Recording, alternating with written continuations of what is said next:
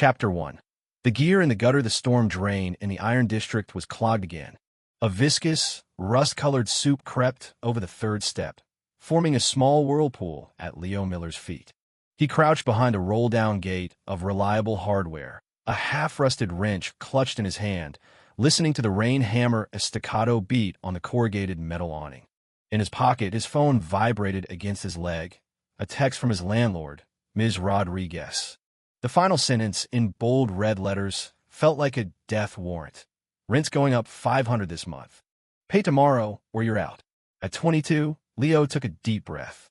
The humid air was a foul mix of wet asphalt and the smell of greasy onions from the dive bar next door. He glanced down at the cardboard box by his feet, filled with the day's scrap haul. On top sat a palm-sized bronze cog, its surface etched with a dense network of intricate lines, like a part from some antique machine. He'd found it that morning in a dumpster behind the apartments, heavy and strangely cold to the touch. "Now, what are you dawdling for?" Brenda's drill sergeant voice cut through the downpour. She stood silhouetted in the shop's entrance, her wide frame blocking the only light, hands on her hips. "Where are the pipe fittings for Mr. Henderson? If you don't find them, I'm docking your pay for the day." "Coming," Leo called back. He shoved the bronze cog into his pocket and ducked into the cluttered back room. This was his break room, a small space partitioned off with plywood. A folding cot took up most of the room, and on the wall were several yellowed mechanical blueprints he'd sketched in secret. No one knew that this high school dropout could deconstruct the schematics of a precision instrument without a single error. As he rummaged through the shelves, a black shadow flickered in his peripheral vision outside the small window. It moved with unnatural speed, almost sliding along the ground, the rain kicking up a fine arc behind it. Leo rubbed his eyes. When he looked again, there was nothing but the deluge washing over the street. "What are you spacing out for?" Brenda was suddenly standing in the doorway, swinging a feather duster. "Useless is as useless does. I'd be better off with a guard dog." The duster slapped against his back. Leo didn't flinch. He'd been taking this kind of abuse for 3 years, ever since his dad's company went bankrupt and he'd jumped from the 17th floor. He silently handed her the pipe fittings. His fingertips brushed her hand, and she recoiled as if shocked, wiping her hand on her shirt in disgust. "Get away from me. You look like you crawled out of a sewer." After Brenda left, Leo collapsed onto the cot, the bronze cog digging into his hip. He pulled it out, cradling it in his palm. In the faint streetlight filtering through the grimy window, the etched lines seemed to come alive, flowing slowly across the metal surface. His phone buzzed again. A collections text from the hospital. His sister Chloe's dialysis payment was due tomorrow. Otherwise, he clenched his fist, and the cog in his palm emitted a faint hum. Suddenly, the bare bulb overhead sparked with a fizz and died, plunging the room into darkness. A searing pain shot through Leo's hand. He instinctively opened his palm, and the bronze cog floated in mid-air, its etchings glowing with an ethereal blue light. Stranger still, he heard a sound. Not the rain, not the distant traffic, but a faint, intricate clicking like the turning of gears coming from the cog itself. Then, lines of pale blue text scrolled across his vision, like lines of computer code. "Compatible host detected. Initiating bonding protocol. Warning, insufficient energy reserves. Forcing emergency mode. Bonding complete. Current authority, 0.01%. Leo's heart hammered against his ribs. He reached for the floating cog. The moment his fingers touched it, the world seemed to shift into slow motion. Raindrops hung, suspended in the air. Brenda's voice, yelling at a customer out front, became a distorted, dragging sound like an old cassette tape. He could count the molecules in his own slow-motion breath. What is this?" he whispered, his voice unnervingly clear in the silence. Just then, the black shadow appeared outside the window again. This time, Leo saw it clearly, a man in a black trench coat, his face hidden in the shadows of a deep hood, carrying a silver briefcase. The terrifying part was that his feet weren't touching the ground. He hovered silently above the floodwater, rain passing right through him, leaving his coat impossibly dry. The man seemed to sense Leo's gaze and slowly turned his head. Beneath the hood, there was no face, only a swirling vortex of darkness that seemed to swallow the light around it. A chill shot up Leo's spine. He tried to move, but his body was frozen in place. The man in the trench coat raised a hand, pointing at Leo. Instantly, the phone in Leo's pocket vibrated violently. The screen lit up with an incoming call from a blocked number. At the same time, the floating cog dropped to the floor, its blue light extinguished. The world snapped back to normal speed. The sounds of rain, voices, and traffic rushed back in. Leo scrambled to the doorway and looked out. The street was empty, save for the streams of rainwater. Breathing heavily, he looked back. The cog lay on the floor, looking like any other piece of junk. But his phone was still buzzing, the blocked number flashing insistently. After a few seconds of hesitation, he swiped to answer. "You found the gear?" The voice on the other end was raspy, like sandpaper on steel. "Don't even think about hiding it. Sector 7 is already onto you. Tomorrow night, 8 o'clock, the old Bethlehem steel yard. Bring it, and you can have your sister back." The line went dead. Leo's knuckles were white from gripping the phone. He looked at the cog on the floor, then thought of the hovering man in the rain. A primal fear seized him. His sister. How did they know about Chloe? Suddenly, the back room door creaked open and Brenda poked her head in. "What's all the racket?" "Sounded like you were talking to yourself." Her eyes scanned the floor and landed on the cog, widening slightly. "What's this? Looks like it might be worth something." "Give it here." Leo instinctively snatched the cog and shoved it in his pocket. "It's nothing. Just some junk I picked up." "Junk? More like you're trying to pocket it." Brenda's temper flared. She lunged forward to search him. "Hand it over. Everything in this store, down to the last nail, is mine." In the struggle, Leo's arm slammed into a shelf. A box of nails tumbled off, spilling onto Brenda's foot. She shrieked, hopping on one foot and jabbing a finger at his face. "You little punk. You did that on purpose. I'll skin you alive for that." She grabbed a steel pipe leaning against the wall and swung it at his head. Leo instinctively raised his arm to block it. Just as the pipe was about to make contact, he felt the cog in his pocket grow hot, and the blue text flashed again in his vision. "Authority 0.01%, parry command triggered." The next second, the impossible happened. Brenda's steel pipe hit an invisible wall and snapped in two with a loud clang. She froze, clutching the broken half, her eyes wide as dinner plates. Leo was just as stunned. He looked at his arm, then at the pieces of pipe on the floor. His heart felt like it was going to burst out his chest. What the hell is going on? Just then, the screech of tires sounded from the street. A black Mercedes sedan pulled up in the rain. The door opened, and a middle-aged man in a tailored suit stepped out, holding a black umbrella. His hair was slicked back, not a strand out of place. He walked directly into the store, his gaze sweeping from a terrified Brenda to Leo, a knowing smile playing on his lips. "Mr. Miller, I presume? My name is Marcus Thorne." The man offered a gold-embossed business card. "I believe we have a great deal to discuss." Leo stared at the card. Vice President, Eon Corporation, and then into the man's eyes, which seemed to see right through him. He suddenly remembered the phone call. "Sector 7 is already onto you." A cold sweat drenched his back. Was this man here to take the cog? Or was he from the so-called Sector 7? Thorne seemed to read his mind, offering a reassuring smile. "Relax. I'm not here to take anything from you." He gestured to the broken pipe on the floor. "It seems the gear has already chosen its new master." Leo's head snapped up. This man knew what the cog was called. Thorne's smile vanished, his tone turning serious. "Mr. Miller, the object in your possession is tied to the fate of a great many people. It's not just Sector 7 looking for it now. Other factions are in play. If you trust me, come with me tonight. I can guarantee your safety and your sister's." The rain continued to fall. Brenda had long since retreated to a corner, terrified into silence. It was just Leo and Thorne now. Leo's hand tightened around the cog in his pocket. Its cold, solid feel helped ground him. On one hand, a mysterious caller threatening his sister.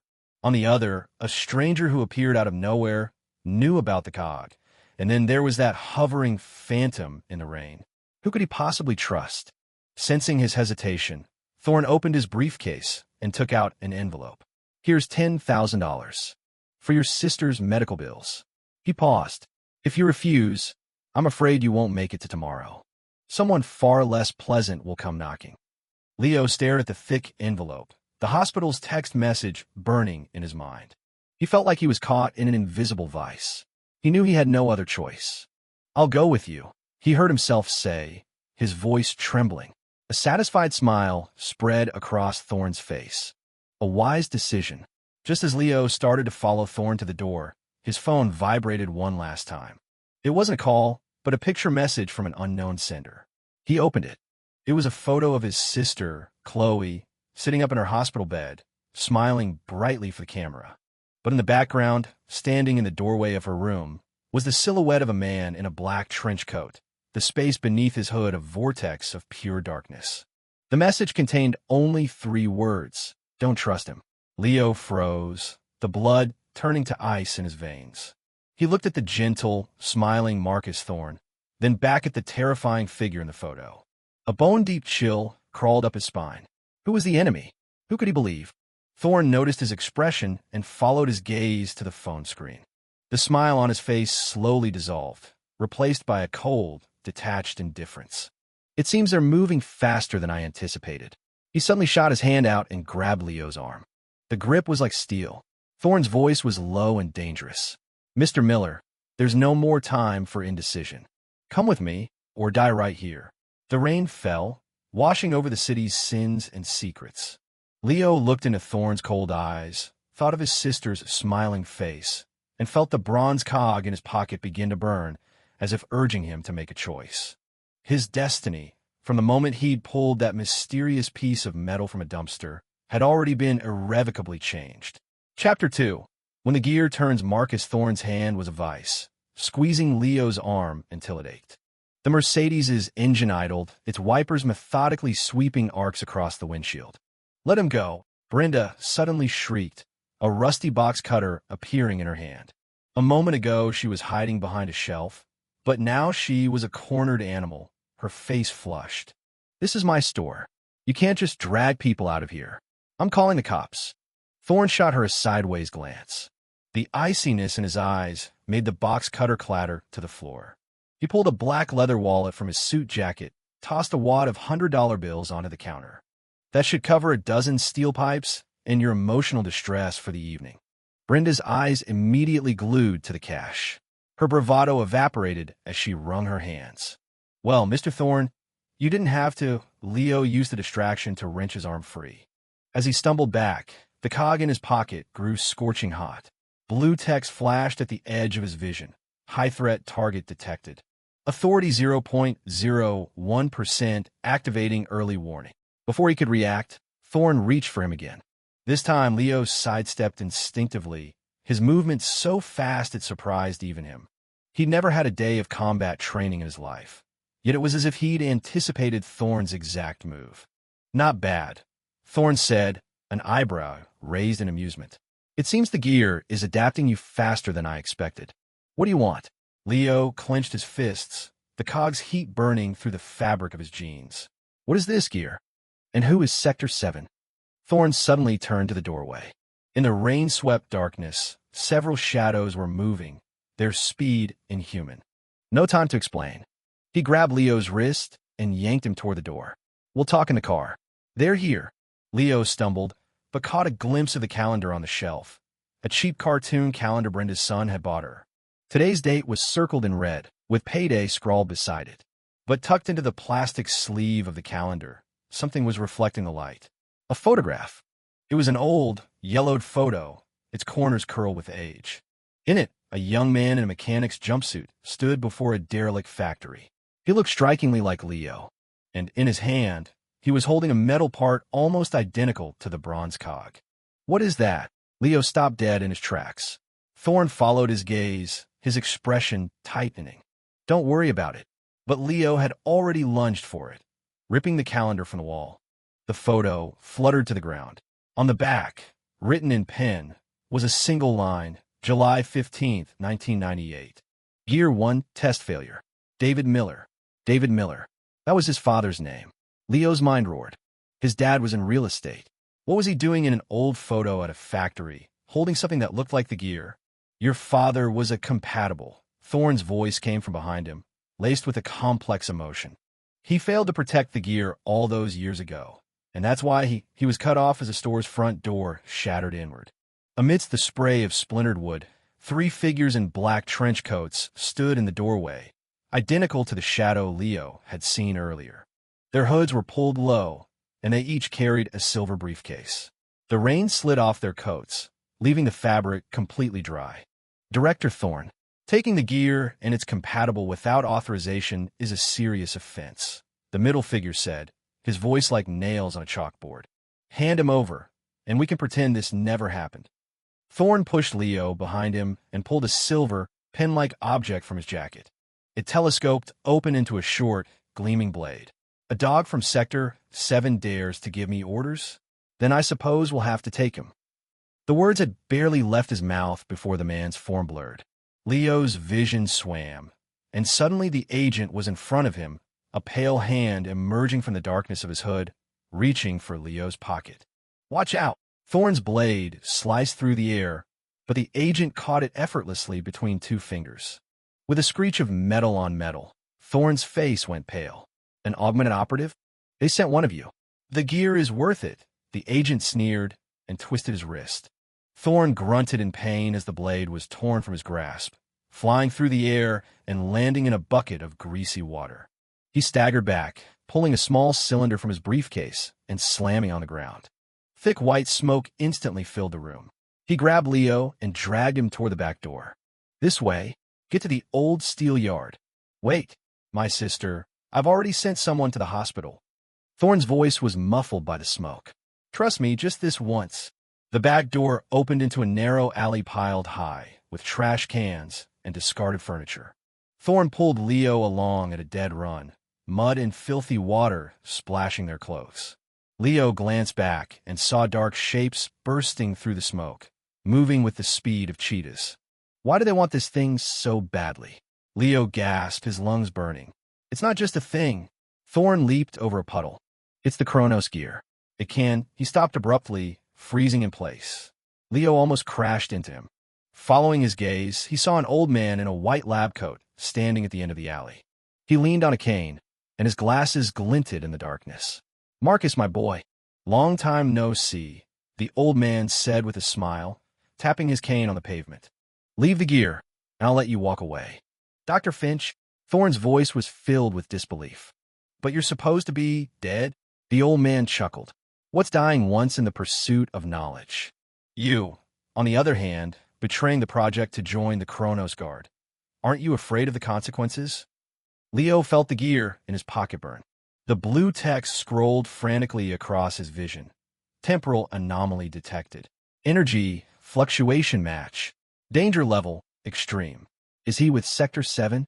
Leo whispered. Worse. He's with the revisionists. Thorne's voice was tight with fear. They're fanatics who want to use the gear to rewrite the past.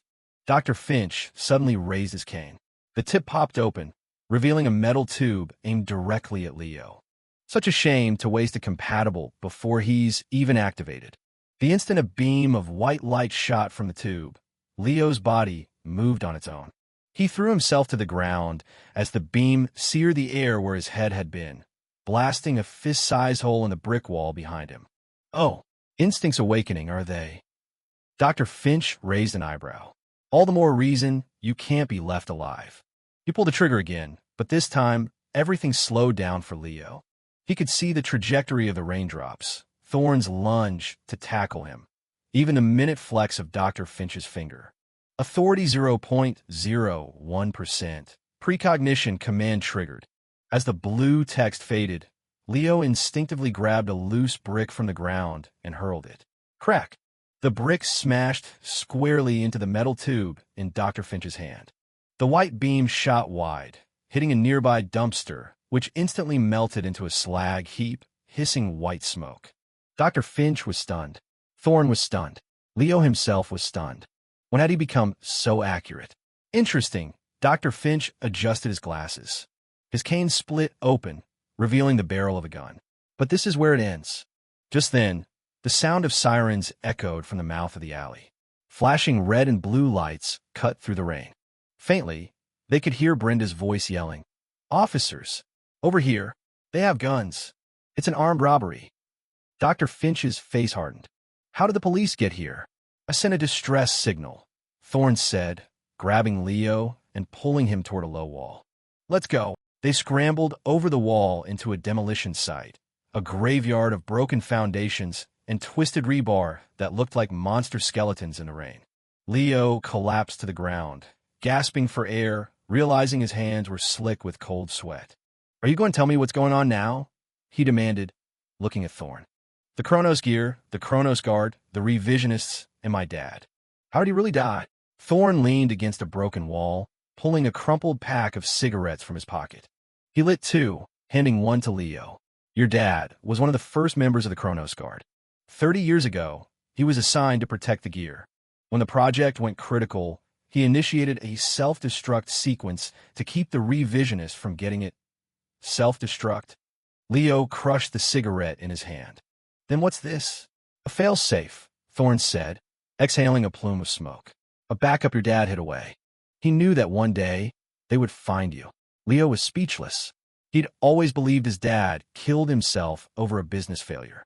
He never imagined this. It explained why his family never talked about his father's past, why his dad's study had always felt like it held secrets. What can the Chronos gear actually do? Change time. Thorne's voice dropped. It can go to the past. Or even, his words were cut off by a tremor. It wasn't his phone. It was the ground itself. Leo looked down. The gear in his pocket was glowing an intense blue, the lines on its surface writhing like living snakes. In the distance, the sky tore open. It looked as if someone had taken an axe to the fabric of reality. The rift glowed a sickly purple, and within it, countless fragments of something swirled, emitting a high-pitched shriek. Damn it! Thorne's face was ashen. It's a resonance cascade. They're force-starting the main gear. Leo felt like the rift was pulling at his soul, making it hard to breathe. He looked at Thorne. What do we do now? Thorne glanced from the widening rift to Leo, and then did something completely unexpected. He dropped to one knee. Marcus Thorne of the Chronos Guard, at your service, guardian of the new gear. Leo was completely bewildered. What are you doing? From the moment your father hid the fail-safe, you became its sole heir. Thorne's voice was grave. Only you can stop them now. The gear's energy is drawn from the Guardian's bloodline. Your blood. He trailed off as Leo felt a sharp pain in the back of his neck. The world went black. As he fell, he thought he saw a smile on Thorne's face, a smile just like Dr. Finch's. In his hand was a syringe. Sorry, kid. Thorne's voice grew faint. After all, who wouldn't want to control time itself? The last thing Leo felt before he lost consciousness was the gear in his pocket exploding with blue light. Something cold and wet trickled down his neck. It was blood. His blood. The drops hit the gear, and its etchings flared with a blinding white light, illuminating Thorne's shocked face like a flash of lightning. And from the rift in the sky, something was beginning to crawl out. Chapter 3. The blood packed and the cage as the white light receded from the edge of his consciousness. Leo smelled rust. It wasn't the smell from the hardware store, mixed with oil and grime. This was a pure, metallic tang, like someone had crushed the rust from an entire steel mill and forced it into his nostrils. He blinked his eyes open and found himself on a cold concrete floor. The room was dark, the only light reflecting off the iron manacles on his wrists. Both hands were chained to the wall, where the faint, peeling words, "safety first," were still visible. He was in some kind of abandoned factory. Awake, are we? Thorne's voice echoed from the shadows, laced with a grating amusement. Leo turned his head and saw him sitting in a broken chair, tossing the bronze cog, the Chronos gear, in his hand. It was no longer a dull bronze. Its lines glowed with a faint red light, as if it had drunk its fill of blood. What do you really want? Leo struggled to sit up, the chafing of the chains on his wrists sharpening his senses. The Chronos Guard, the Guardian, was all a lie? Not entirely, Thorne said, catching the gear with a crisp metallic click that echoed in the cavernous space. Your father was indeed part of the Guard, and the gear does require a bloodline to activate. The only question is, once activated, who gets to be in control? He stood and walked over to Leo, squatting down. He poked the gear's red glow with a white gloved finger. Did you know, 30 years ago, when your father activated this, time stood still in half the city for 3 minutes? In those 3 minutes, fortunes were made, lives were lost and remade, and one man got to relive his first date. Leo's heart skipped a beat. You want to use it to make money? Money. Thorn laughed, as if it were the funniest joke he'd ever heard. He grabbed the front of Leo's shirt. I want to rewrite the rules. How do you think Eon Corp got its start? Every market crash, I pulled out just in time. Every policy shift, I was perfectly positioned. You think that was luck? He pulled a small metal sliver from his pocket, etched with lines similar to the gears. This is a time shard, a fragment that broke off the main gear. Even a piece this small lets me see 10 minutes into the future. Leo thought of the eviction notices, Brenda's insults, the smell of antiseptic in Chloe's dialysis ward. If you could see the future, couldn't you avoid all that pain? The thought had barely formed before he crushed it. If everyone could rewrite their own timeline, the world would descend into chaos. You're no different from those revisionist fanatics. There's a world of difference, Thorn said, letting go and fastidiously wiping his glove with a handkerchief. They want to go back. I only want to control what's next. And I, unlike them, understand the rules. Every turn of the gear has a cost. Your father didn't understand restraint. He burned himself out. My dad died in an accident. Leo yelled. That was the cover story. Thorn's voice grew cold. The last time he used the gear, it was to save your mother. There was a power outage at the hospital that day. Her surgery would have failed. He turned back time by 30 minutes. The cost was 10 years of his own life, accelerated. Leo was stunned. He remembered his mom dying when he was 10. At the funeral, his dad's hair had turned gray overnight. He thought it was grief. Now he knew it was decay. You brought me here to force me to use the gear. Clever boy. Thorn clapped his hands. The bloodline activation is just the first step. It requires a willing sacrifice from the Guardian. Don't worry, I won't make you work for free. Your sister's illness. I can cure it. He took a file from his briefcase and tossed it in front of Leo. This is the latest stem cell therapy from Europe. Cooperate with me, and I'll have her transferred immediately. Leo stared at the words 98% recovery rate on the document, his throat tightening. He felt for his pocket. His phone was gone. He had no way of even contacting the hospital. Just then, the gear hummed, its red light flickering. Thorn's expression changed. He pulled out a small device and tapped it a few times. What's happening? The energy fluctuation is off the charts. Outside the factory, tires screeched, followed by the sound of gunfire. It wasn't a pistol. It was something heavier, something that made the walls shake and dust rain from the ceiling. Thorn shot to his feet and peered through a crack in a boarded-up window. Damn it, it's a Sector 7 strike team. How did they find this place? Leo scanned his surroundings. In the corner, there was a rusted piece of rebar just within reach. He began to inch his body toward it, the chain scraping faintly on the concrete. Stay still. Thorn shot him a glare, pulling a pistol from his waistband. Looks like we'll have to start early today. He walked over to Leo and used a small knife to prick his own fingertip, letting a drop of blood fall onto the gear. The red light intensified. Leo felt a burning sensation on his wrists, and the blue text appeared in his vision again. Non-compatible blood detected. Rejection protocol triggered. Energy overload warning. What's going on? Thorn stared at the unresponsive gear, his face growing darker. Why isn't it working? A bright flash lit up the window, followed by a deafening explosion that rocked the entire factory. The shock wave threw Thorn to the ground. His pistol skidded across the floor, stopping at Leo's feet. Without a second thought, Leo hooked the gun with his foot, kicking it up into his hand and aiming it at Thorn. His hand was shaking. It was the first time he'd ever held a gun. Don't be stupid. Thorn scrambled to his feet, his hand hovering over another device on his belt. I still have your sister. You never went to get her. Leo's voice trembled, but his resolve was firm.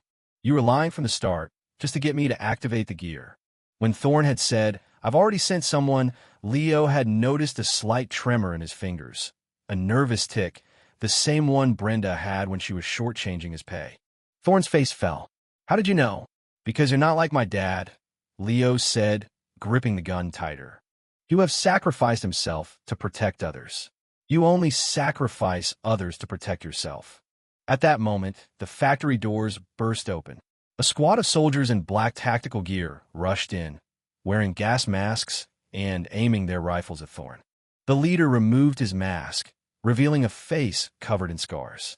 His left eye was a robotic prosthetic, glowing red. Marcus Thorn. Long time no see. The scarred man's voice was like gravel. I never thought you'd be hiding this deep. Kincaid. Thorn stepped back, his hand surreptitiously moving toward a button behind him. Sector 7's top dog, in the flesh.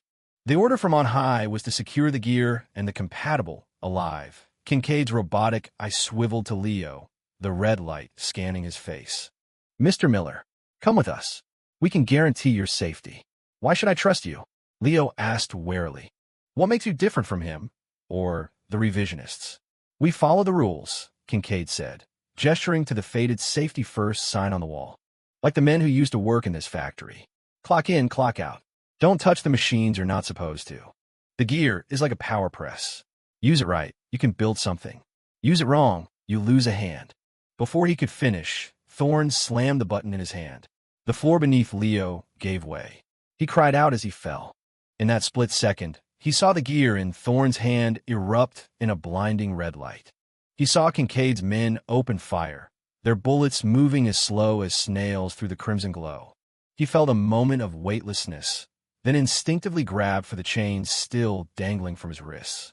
They snapped taut, leaving him hanging in midair over a bottomless pit. He could hear the faint sound of running water far below. Get him! Kincaid's roar echoed from above. Thorn's laughter reverberated through the red light. The gear is mine. No one can take it from me. Suddenly, Leo felt a burning heat in his hand. It was the gun. In his panic, he'd held onto it. Now, the barrel was searing hot, and lines like those on the gear were appearing on its surface. Weapon contact detected. Authority temporarily elevated to 0.1%. Lag shot, command triggered. As the blue text flashed, Leo, without thinking, aimed at the red light above and pulled the trigger. The moment the bullet left the barrel, time stretched like a rubber band. He could clearly see the bullet cutting through the red light and striking the gear in Thorn's hand. The gear's red glow flickered and died. The swirling lines on its surface froze into a strange, static pattern. Thorn's smile froze on his face. He looked down at the gear, then back up at Leo, his eyes filled with disbelief. Impossible. How could you? He never finished the sentence. Without the protection of the red light, a dozen bullets slammed into his body. As Thorn fell, the gear slipped from his grasp, tumbling down into the darkness, right toward Leo. Leo reached out his hand. Just as his fingertips were about to touch the gear, a multitude of hands shot out from the darkness below. They grabbed the gear, and they grabbed his ankles. The hands were pale and cold, their fingernails caked with dirt, as if they had clawed their way out of grave. Ark! Leo screamed as he was violently pulled downward. The chains groaned, the bolts in the wall beginning to tear loose. He looked up. Kincaid and his men were firing into the darkness, but the bullets passed through the arms as if they were smoke. 1,000 whispers rose from the pit, like 100 people talking at once. Leo understood one of the voices. It sounded exactly like his father. Don't touch it. It will consume you, the chain snapped. Leo plummeted into the icy water below. He choked, swallowing a mouthful, and felt something slimy brush against his leg.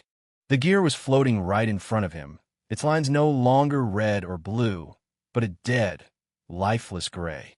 Worse, he saw faces floating on the surface of the water. Men, women, old, young, all staring at him without expression. One of them was his mother, who had died 10 years ago. Leo, come here. His mother's face smiled at him, reaching out to touch his cheek. Leo's heart felt like it had been pierced by an icicle. He tried to pull away, but his body wouldn't move. The faces began to sink, pulling him down with them into the dark depths. Just as he was about to lose consciousness, he felt a vibration in his pocket. It wasn't a phone. It was the old photograph he'd taken for Brenda's calendar. The photo floated out of his drenched pocket and landed on the water. The moment the name David Miller on the back touched the water, it began to glow with a golden light, forming a complex pattern on the surface. The hands holding him instantly retreated into the darkness. The faces on the water vanished like bubbles. Leo felt a force lift him, pushing him toward the gear. This time, he didn't hesitate. He grabbed it. The cold metal sent a shock through him. The blue text in his vision lit up, brighter than ever before. Blood pact complete. Authority elevated to 1%. Temporal anchor unlocked. At the same time, he heard his father's voice, as clear as if he were standing right next to him. Leo, remember, every second the gear turns, it consumes the user's memories. Don't be like me. Don't forget who you are. Memories? A sharp pain lanced through Leo's head. A flood of unfamiliar images filled his mind. The summer of 1998, his dad in a jumpsuit, calibrating the gear in a factory. A hospital hallway, his dad's hair graying overnight as he stared at his mom's room. And himself as a small child, sitting on his father's shoulders, playing with a bronze cog exactly like the one in his hand. He had forgotten all of it. Get him! Kincaid's voice boomed from above. A searchlight beam cut through the darkness, landing on Leo's face. Leo clutched the gear, finally understanding what his father meant. The price of controlling time wasn't your life, it was your memories. The painful, the sweet, the ones you want to hold on to, the ones you try to forget. The gear would grind them all away. He looked up at the light, then down at the gear in his hand. He had two choices: go with Kincaid and become a tool for Sector 7, or take the gear and run, facing all the hungry factions alone. Just then, the gear hummed urgently, its lines pointing toward the southeast corner of the factory above. On the wall there, one brick was a different color from the rest. Temporal anomaly detected. Distance 100 feet. Leo took a deep breath and swam with all his might in that direction. He could hear Kincaid's furious shouts and the sound of gunfire behind him, but he knew he had to go. Not just for Chloe or for his dad, but to remember who he was. The moment his fingers touched the loose brick, the world began to spin. The gear erupted in a blinding light, engulfing him. The last thing Leo saw before he blacked out was a yellowed slip of paper tucked behind the brick, with a sentence written in pencil. On the other side of the gear, you'll find the time debt. Chapter 4. The Debt and the Cat. When the spinning stopped, Leo was lying on a pile of musty hay. The air was thick with the smell of old dust and mothballs. He pushed himself up and found he was in a cramped attic. Faded stuffed animals hung from the slanted wooden beams, and in the corner, a stack of cardboard boxes reached halfway to the ceiling, stamped with the words Northwood Elementary, class of 1999. The chains were gone. His wet clothes were now bone dry, as if they'd been baked. Leo reached into his pocket.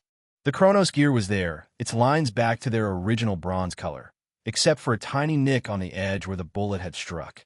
Where am I? He stood up and bumped his head on a box overhead. A few books tumbled out. On the cover of the top one, a lopsided sun was drawn in crayon next to the name Leo Miller. Leo's breath caught in his throat. This was his old third-grade textbook. He remembered this attic. It was the storage space in his grandfather's old house, where he used to play hide-and-seek. But his grandpa's house had been torn down 5 years ago to make way for a strip mall. He went to the attic's only window and pushed open the dusty wooden frame. Outside wasn't the familiar sight of his grandfather's quiet suburban street, but the grimy back alley of the Iron District. The smell of the greasy spoon diner wafted up. He could see Brenda yelling at someone in front of Reliable Hardware, and even the path where Thorne had dragged him. But something was wrong. The corner store sign still read Old Man Hemlock's, but Mr. Hemlock had died last year, and the place was now a vape shop. Weirder still, just moments ago it had been pouring rain, but now the sun was beating down, making heat rise in waves from the asphalt. Did time go backward? Leo pulled out the gear. The moment his fingers touched the metal, blue text flashed in his vision. Temporal anchor calibrated.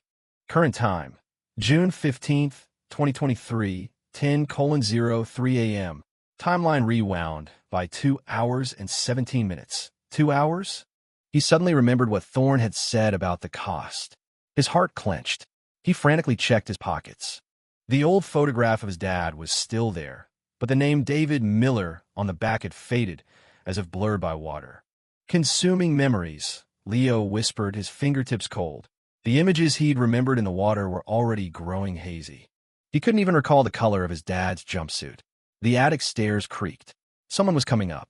Leo quickly hid behind the boxes, clutching the gear in his pocket. The footsteps were light, like a small animal's. A moment later, a ginger cat poked its head up from the stairwell. It had amber eyes and a faded red collar. It scanned the attic cautiously. It was Mrs. Gable's cat from next door, Marmalade. He'd run off 3 days ago. She'd been asking everyone about him. Leo relaxed. Just as he was about to step out, Marmalade leaped onto a box and pawed open a tin of old cookies. Then impossibly it spoke. Its voice was like a petulant child's. That guy's blood tasted awful. Not nearly as good as the tuna from Hemlock's. Leo's eyes widened. He almost knocked over the box he was hiding behind. A talking cat?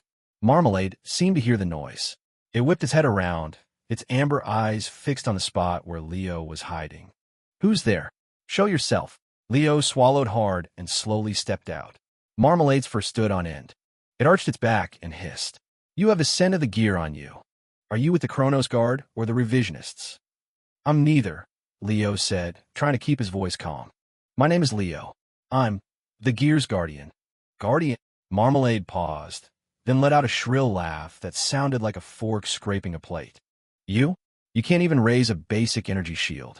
You got beaten half to death by that suit, and you call yourself a Guardian?" It had seen what happened. Leo suddenly thought about the time rewind.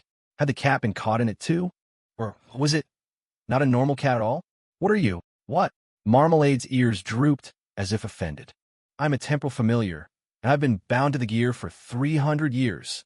If that old quack in a lab coat hadn't ambushed me and forced me back into my juvenile form, those clowns from last night wouldn't have even been an appetizer." Temporal familiar? 300 years? Leo felt his understanding of the world cracking. He looked at the red collar around Marmalade's neck and remembered Mrs. Gable saying she'd found him 6 months ago, and he'd been wearing it then. "Do you know my dad?" "David Miller." Marmalade's ears twitched. It hopped down and rubbed against Leo's leg. "Oh, that fool. Spent 10 years of his life to save your mother. And in the end, he forgot even the most basic controls for the gear. If I hadn't pulled the memory fragments he hid in the gear seams, you wouldn't even remember his face." Leo's heart leaped. "Memory fragments? That piece of paper in your pocket." Marmalade flicked its tail toward his pants. "It's a temporal sigil, forged from his blood and memory. That's what saved you in the water. But you just used up all its energy by forcing a time rewind.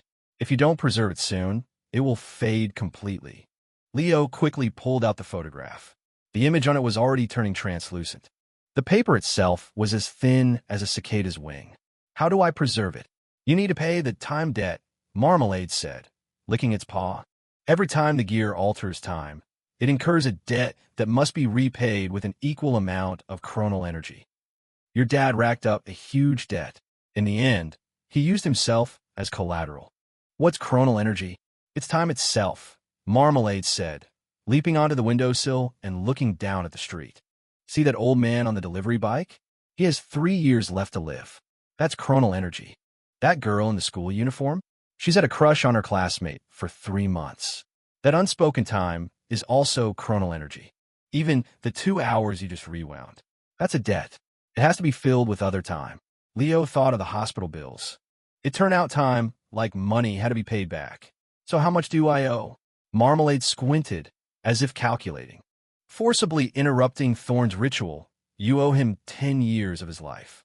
Rewinding time by 2 hours, you owe everyone in this district a collective 733 years of potential time.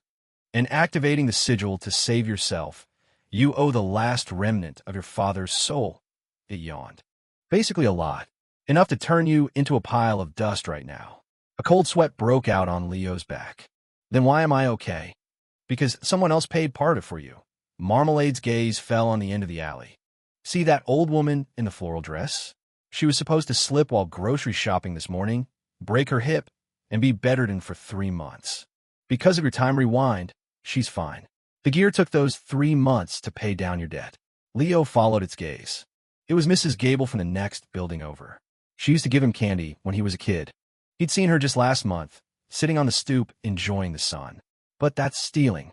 All time is borrowed," Marmalade said, hopping off the sill and rubbing its head against Leo's leg.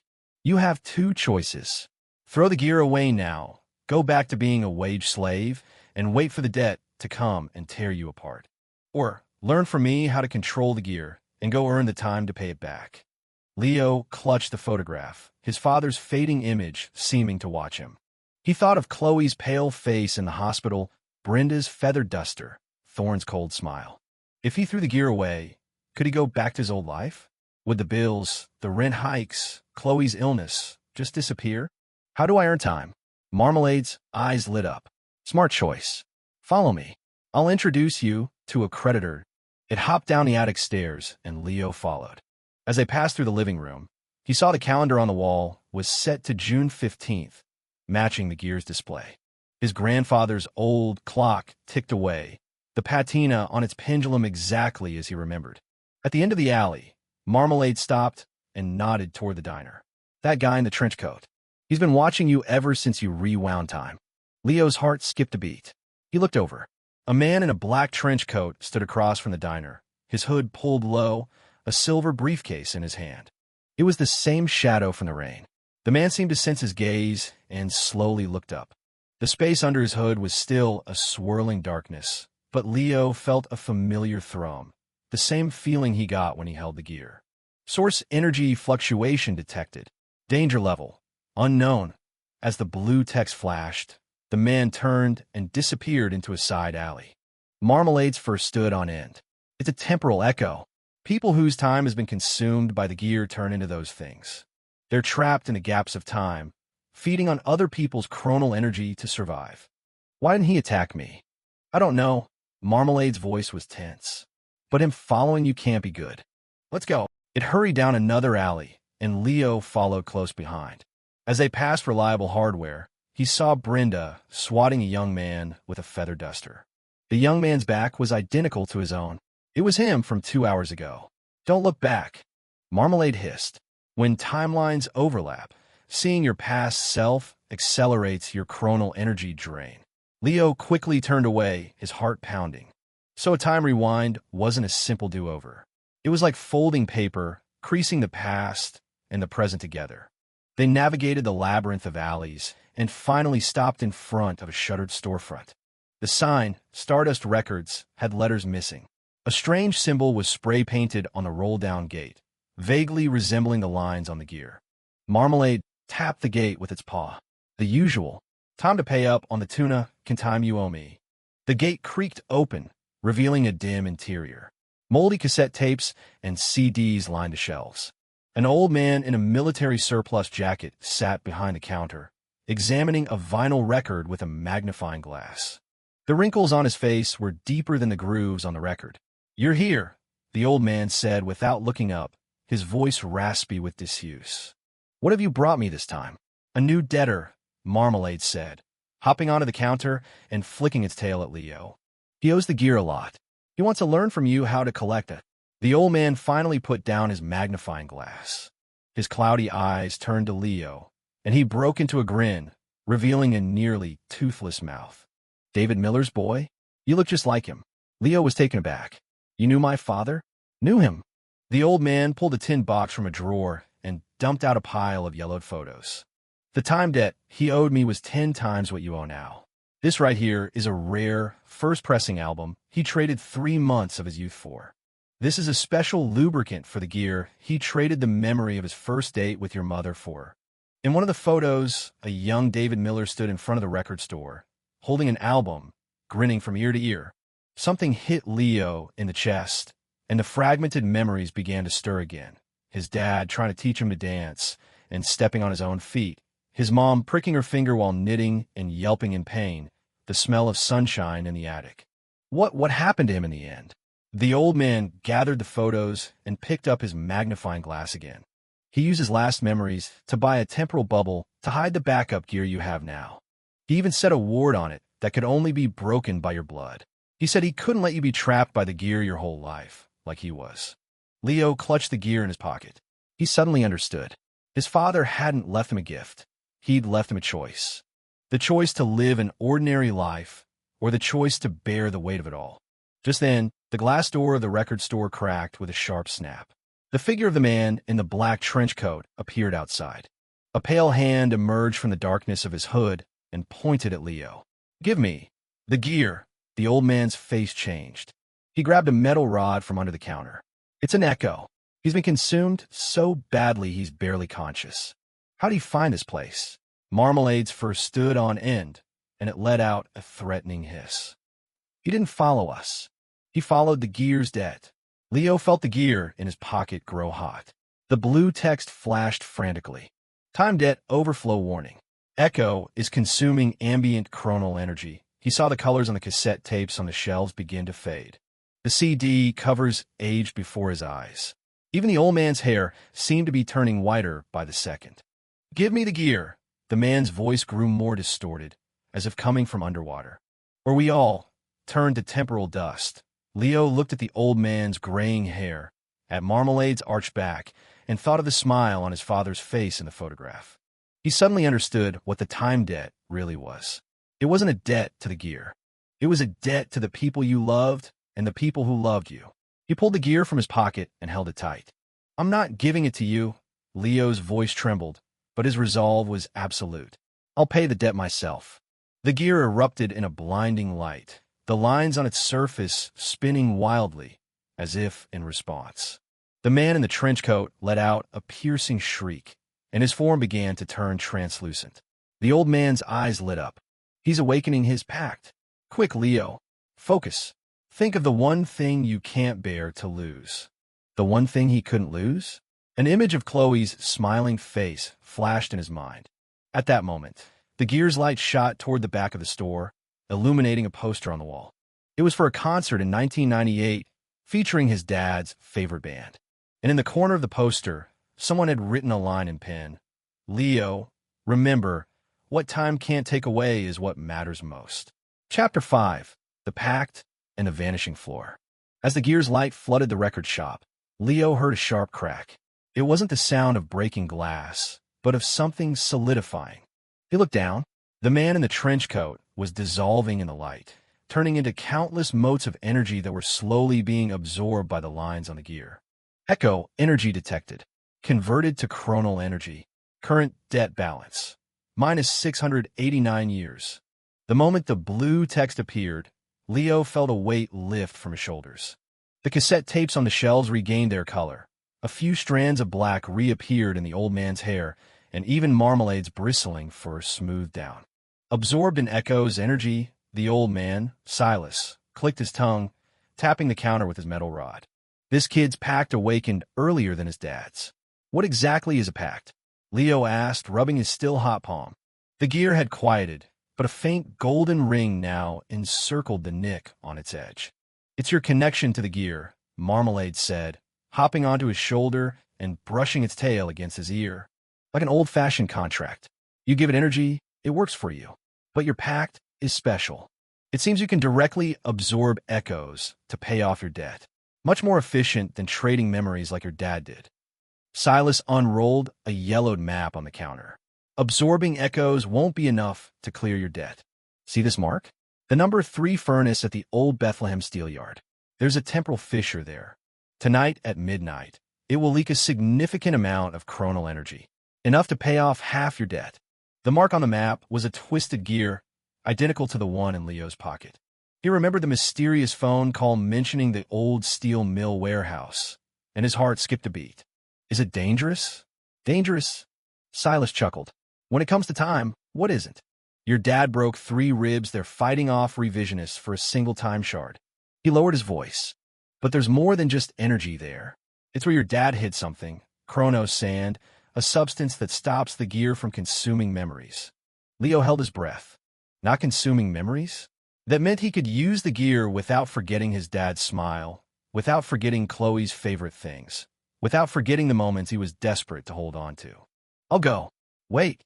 Silas pulled a palm-sized bronze compass from a drawer. Its needle was shaped like half a gear. "Take this chronometer. It will help you find the densest concentration of energy.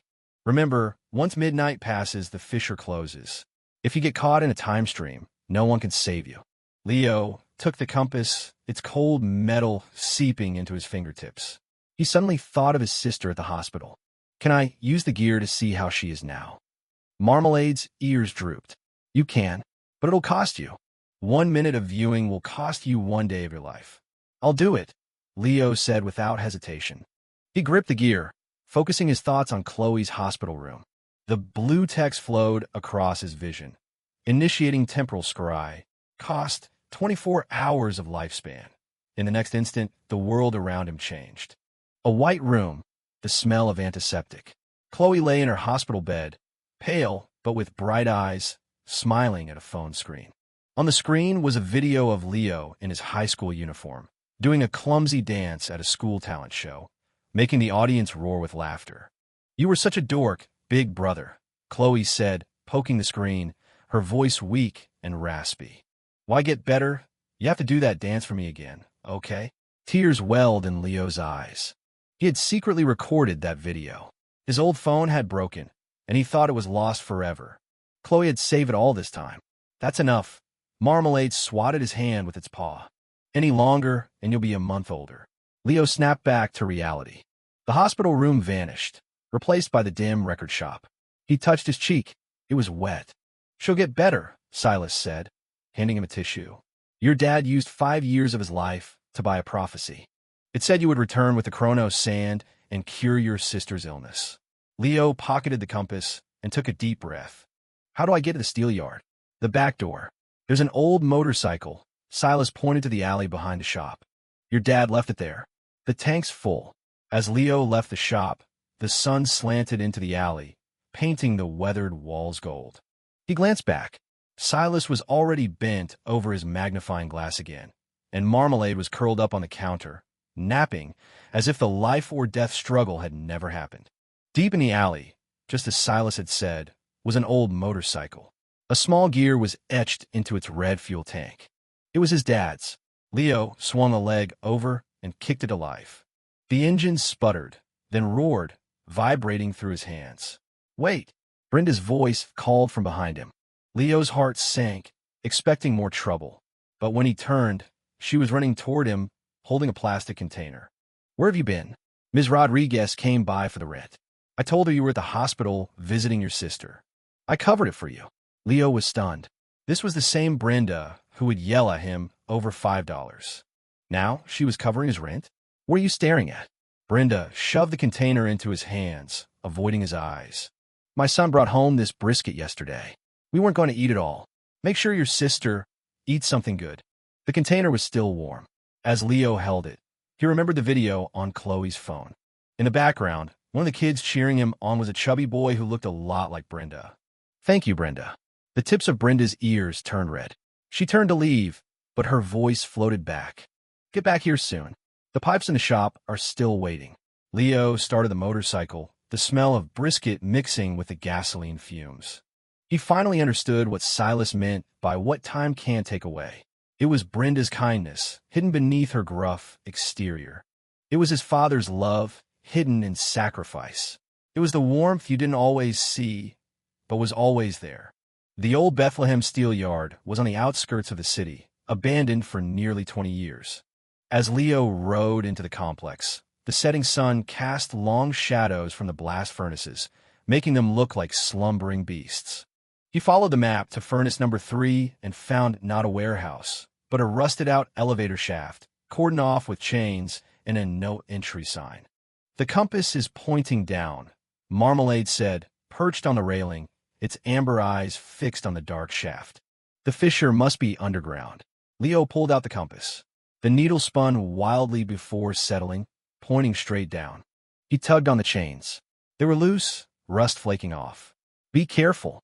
They say the shaft has swallowed its share of people." Marmalade's voice was tense.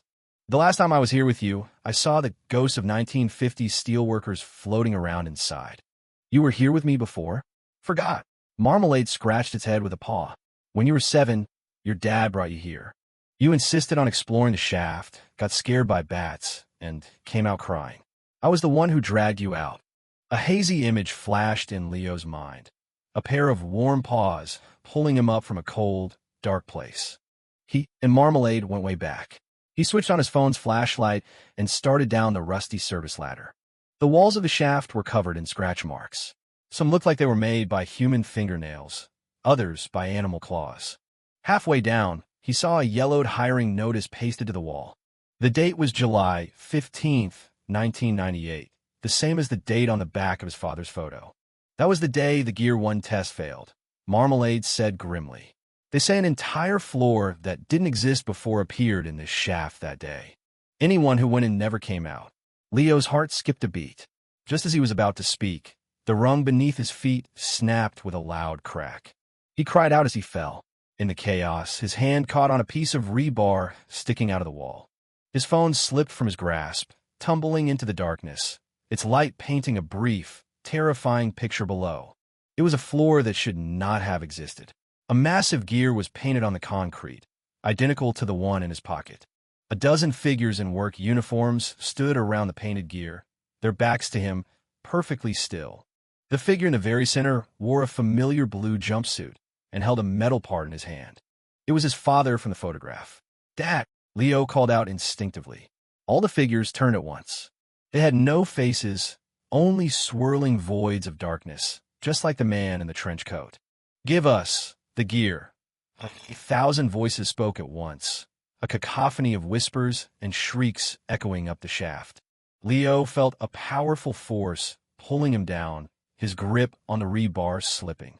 Massive echo convergence detected. Energy level, catastrophic. As the blue text flashed, Leo pulled out the gear and held it tight. The lines on its surface glowed red. The figures below shrieked in pain, their bodies dissolving like smoke. But more figures emerged from the shadows of the phantom floor, a dense, writhing mass, blocking any escape. The gear in Leo's hand burned, and his vision started to go dark. His own energy was being drained. "Use the compass." Marmalade's voice cut through the shrieking. "Jam the needle into the center of the painted gear." Leo gritted his teeth and, with his last bit of strength, threw the compass. It spun through the air and landed perfectly in the center of the painted gear, the needle plunging into the concrete. A deafening hum vibrated through the shaft. The entire floor began to shake. The painted gear erupted in a golden light. As the light passed over the figures, they dissolved into motes of starlight, which were then sucked into the compass at the center. The downward pull vanished. Leo clung to the rebar, gasping for air.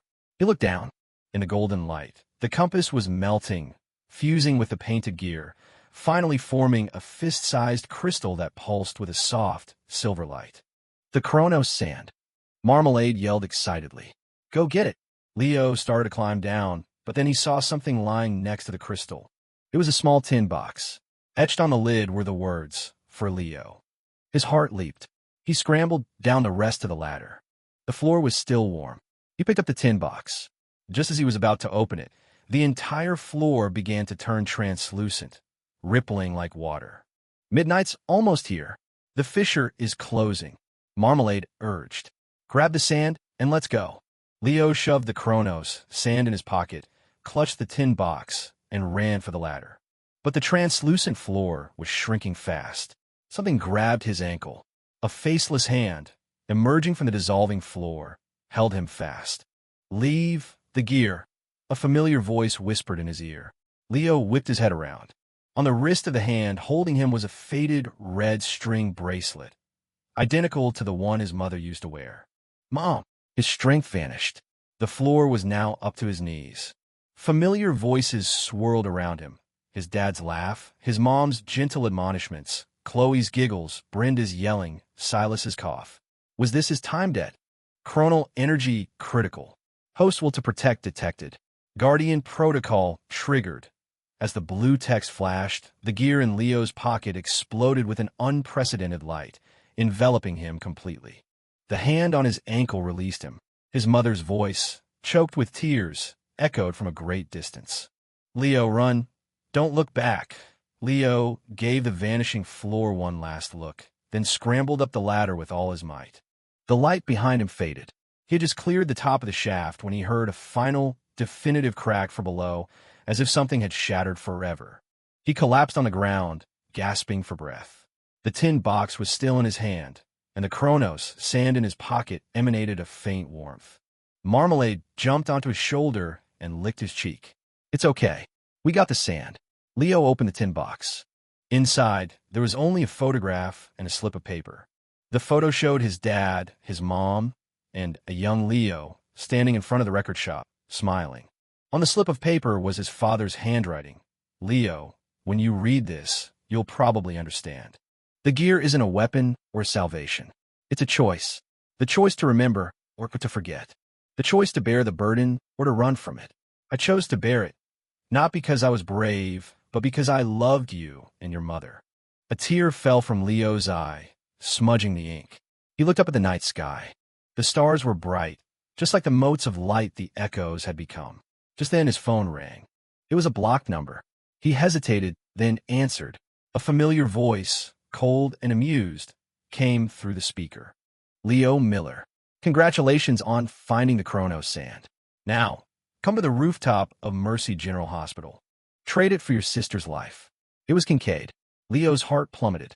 He looked down at the Chronos sand in his pocket, then thought of Chloe's pale face. He finally understood. The real time debt was never to the gear. It was to the people you wanted to protect. He gripped the phone, his voice steady but firm. I'm on my way. Chapter 6. The Rooftop Gambit, the motorcycle tour through the deserted pre-dawn streets, its engine a roar that startled birds from the trees. Leo pushed the throttle to its limit, the wind biting at his skin. The Chronos sand in his pocket was a small, warm pulse, like a beating heart. He clutched the tin box with a photo, his knuckles white. How does Kincaid know about the sand? Marmalade flattened itself against the fuel tank, its voice whipped away by the wind. That old fox has probably got the whole hospital locked down. Leo didn't answer, his eyes fixed on a road. The hospital loomed larger, the lights on its roof a single, cold eye watching over the city. He thought of the video on Chloe's phone, of her smiling and saying, "When I get better." The pain in his chest was sharp, like a gear grinding against bone.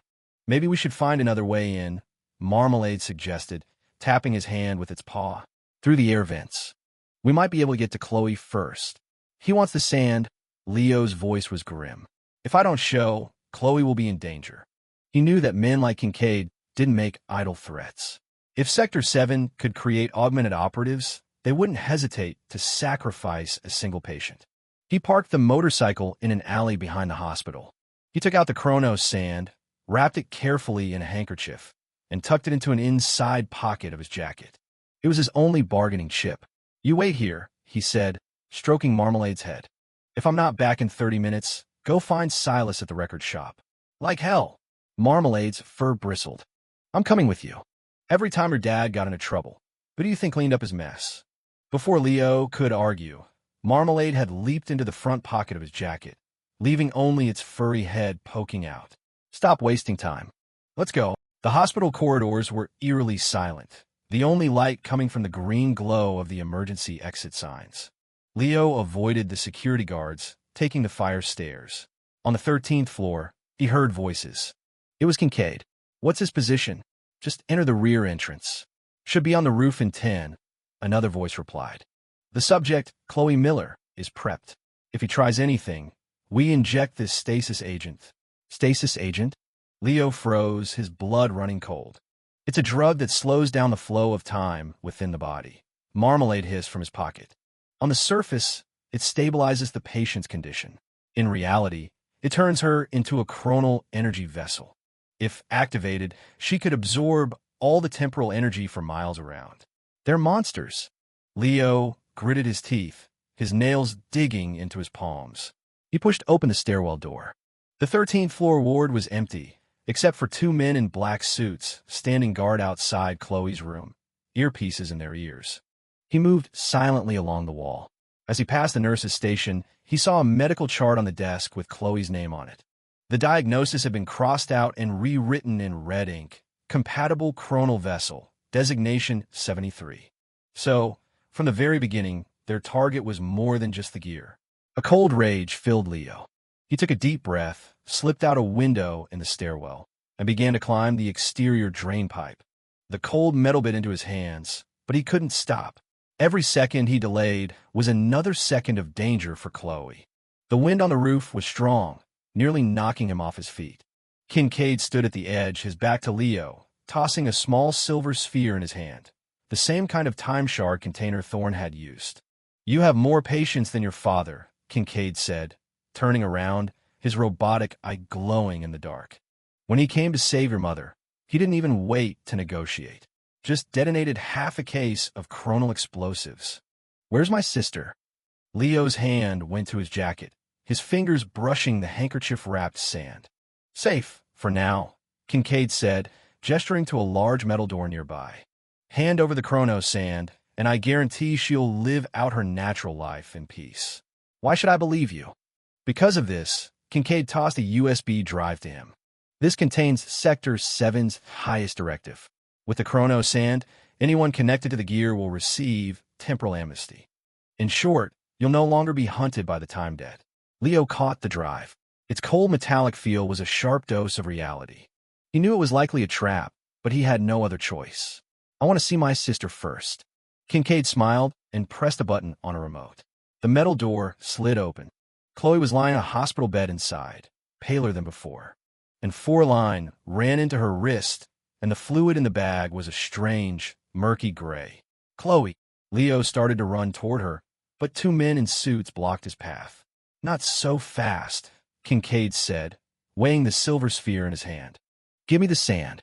Leo pulled out the handkerchief. Just as he was about to hand it over, Marmalade leaped from his pocket, hissing at Kincaid. He's lying. That USB drive is a temporal tracker. The moment you plug it in, Sector 7 will be able to locate everyone who's ever come into contact with the gear. Kincaid's face darkened, the red light in his eye growing brighter. Dumb gut. He pressed a button on the sphere. A volley of tiny silver needles shot out, aimed at Marmalade. Without thinking, Leo pulled the cat to his chest, taking the needles in his back. A numbing pain spread through him. Now, Chloe, on the bed, opened her eyes and struggled to sit up. Don't move. Kincaid aimed his gun at the bed. One more twitch, and the drug in that four will put her to sleep permanently. Leo could feel the numbness spreading from his back. He gritted his teeth and held up the chrono sand. Let my sister go, and it's yours. Now you're being sensible. Kincaid's smile returned. Toss it over. Leo's hand trembled. He knew that if he handed it over, not just him and Chloe, but everyone connected to the gear would become a pawn for Sector 7. His father's sacrifice, Silas's help, Marmalade's loyalty, it would all be for nothing. Just then, the gear in his pocket grew hot. The blue text flashed. Host will to protect detected. Authority elevated to 5%. Temporal swap unlocked. Temporal swap? An idea sparked in Leo's mind. He looked at the gun in Kincaid's hand, then at the 4-line in his sister's wrist. His heart pounded. Catch! He threw the chrono sand, not at Kincaid, but toward an open ventilation duct at the edge of the roof. Kincaid cursed and dove for it. In the instant his back was turned, Leo focused all his will on the gear and yelled inwardly, swap. Temporal swap initiated. Targets: Kincaid's pistol and Chloe Miller's 4-line. Cost: 3 months of lifespan. As the blue text vanished, something bizarre happened. The gun in Kincaid's hand transformed into an 4-tube, while the 4-tube in Chloe's wrist morphed into a pistol, clattering to the floor. What? Kincaid froze, staring at the plastic tube in his hand, his face a mask of fury. Leo seized the opportunity. He kicked aside the men blocking his path, scooped Chloe off the bed, and ran. Chloe, let's go. Leo, you're back. Chloe's, I'm okay. Leo gritted his teeth and sprinted for the door. Marmalade had already leaped onto Kincaid's shoulder, clawing at his robotic eye. Get off. Kincaid roared, throwing the cat off. He snatched the chronos sand from the ground and yelled into his radio. Activate the chrononet. Don't let them escape. The entire hospital began to shake. The lights in the corridor flickered wildly. Gear-shaped patterns appeared on the walls, writhing like living snakes. It's the chrononet. Marmalade scrambled back into Leo's arms, its voice filled with fear. They've set up a temporal field around the hospital. Once it's active, time inside will loop infinitely. We'll be trapped here forever. Leo ran down the fire stairs, Kincaid's shouts and gunshots echoing behind him. He didn't dare look back. On the 13th floor, he saw the clock at the nurse's station spinning backward, from 3 a.m. to 5 p.m. the previous day, then to noon the day before. The world was unraveling. I'm scared, Leo. Chloe clung to him. Don't be. I've got you. Leo kissed her forehead.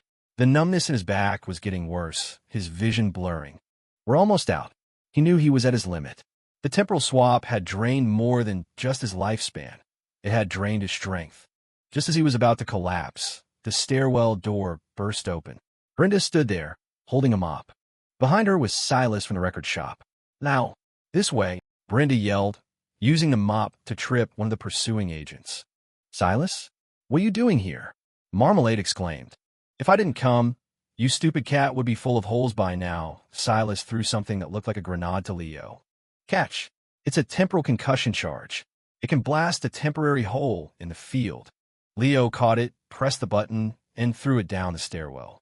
A massive explosion rocked the building. The gear patterns on the walls vanished, and the lights returned to normal. "Go. That will only hold for 5 minutes." Silas pushed him toward the back door. "How about the motorcycle waiting in the alley?"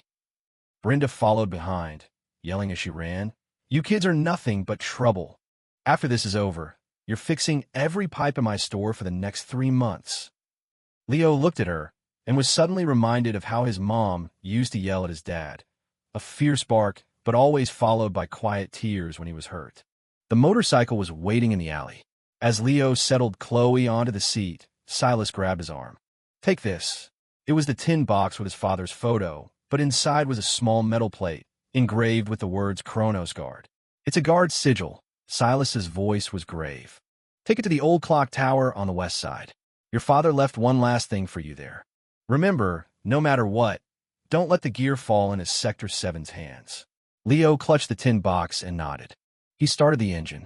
Brenda shoved something into his hands, the container of brisket. "For the road," she said, turning away, her voice thick with emotion. "Take care of your sister." As the motorcycle pulled away, Leo glanced back. On the hospital roof, Kincaid was a dark silhouette, the Kronos sand in his hand glinting coldly. Chloe leaned against his back, her breathing steady now. Marmalade was perched on the fuel tank, licking its paws. "Where to now?" "The clock tower." Leo gripped the handlebars, looking toward the first light of dawn. To the clock tower. He knew this wasn't the end. Kincaid wouldn't give up. The revisionists were still out there. The echoes were still hungry. But he wasn't the helpless kid hiding in the back of a hardware store anymore. He was David Miller's son. He was the guardian of the Kronos gear. He was his sister's brother. The sun broke through the clouds, reflecting off the motorcycle's mirror. In it, Leo saw his own face superimposed over the memory of his young father's. And he smiled. He finally understood. Being a hero wasn't about becoming strong in the eyes of others. It was about finding the courage to protect the ones you loved most. And what final secret had his father left for him in the old clock tower? Chapter 7. The Clock Tower's Echo. Mist still clung to the cobblestone streets of the old west side when the motorcycle rolled to a stop. The air was damp, and ivy crawled up the sides of the old brick buildings. Leo slowed the bike, the engine's rumble sounding unnaturally loud in the silence. Marmalade lifted its head from the fuel tank, its amber eyes scanning the surroundings. Something's not right. It's too quiet. It was true. There were no sounds of morning deliveries, no one walking their dog. Only the whisper of wind through the trees and the hum of their engine. "I'm cold, Leo." Chloe snuggled deeper into his jacket. She was still pale, but looked much better. He'd ripped out the strange for a line back at the hospital, leaving only a small mark on her wrist. "Almost there," Leo said, his gaze fixed on the old clock tower at the end of the street. It was more dilapidated than he'd imagined. Bricks were missing from the walls, and the clock face was covered in a thick layer of grime, its hands frozen at 3:17, as if forgotten by time itself. "This is it." Marmalade hopped off the bike, pawing at the tower's iron gate. "It's locked. Looks like it hasn't been opened in years." Leo helped Chloe off the bike and let her rest against the wall. He approached the gate. The lock was an old brass one, covered in intricate patterns, similar to the ones on the tin box. He took out the metal plate Silas had given him, the Kronos Guard sigil. He inserted it into the keyhole. It was a perfect fit. With a gentle turn, the lock clicked open. "Well, I'll be," Marmalade said, its tail twitching. "Your dad was better at hiding things than he was at anything else." A wave of musty air hit them as they pushed open the gate. The inside was dark, the only light filtering down from skylight far above, illuminating a spiral stone staircase covered in a thick layer of dust, completely devoid of footprints. No one's been here recently, Leo said, relieved. He was about to help Chloe up the stairs when she tugged on his arm. Her face was as white as a sheet. She pointed into the darkness. Leo, there's someone up there. Leo's heart leaped into his throat. He clutched the gear in his pocket and followed her gaze. At the top of the stairs, a shadowy figure stood with its back to them, perfectly still. Who's there? He called out, the gear in his pocket beginning to warm. The figure didn't move. Marmalade arched its back and hissed. It's an echo. A strong one. High concentration chronal residue detected. Energy signature match. David Miller. The blue text made Leo's whole body go rigid. His father's echo? He took a deep breath and slowly started up the stairs. Dad, is that you? The figure slowly turned around. It was a man in a blue jumpsuit, his build identical to his father's in the photograph. But where his face should have been, there was only a swirling vortex of darkness. Yet somehow, Leo felt that it was looking right at him. Did you bring the gear? The man's voice was a strange overlay of his father's, but hollow and inhuman. Leo instinctively touched his pocket. I did. Do you have something to tell me? Tell you. The figure began to flicker like a bad TV signal. Time is running out. He raised a hand and pointed to the wall next to the staircase. Leo looked over. One of the bricks was a slightly lighter color than the others. Inside, something. The man's voice faded, his form growing more translucent. Protect. Chloe. As the last words dissipated, the figure dissolved into motes of light, which were then absorbed by the gear in Leo's pocket. The lines on the gear glowed briefly, then returned to normal. Leo stood frozen, his eyes burning. Was that his father's last remnant? What had he hidden in the wall? Don't just stand there. Marmalade nudged him with its head. See what's in the wall. Leo shook himself out of his stupor and went to the wall. The lighter-colored brick was loose. He pried it out easily, revealing a hollow space behind it. Inside was a black metal box about the size of a shoebox, covered in the familiar gear pattern. Leo lifted it out. It was heavy. What is it?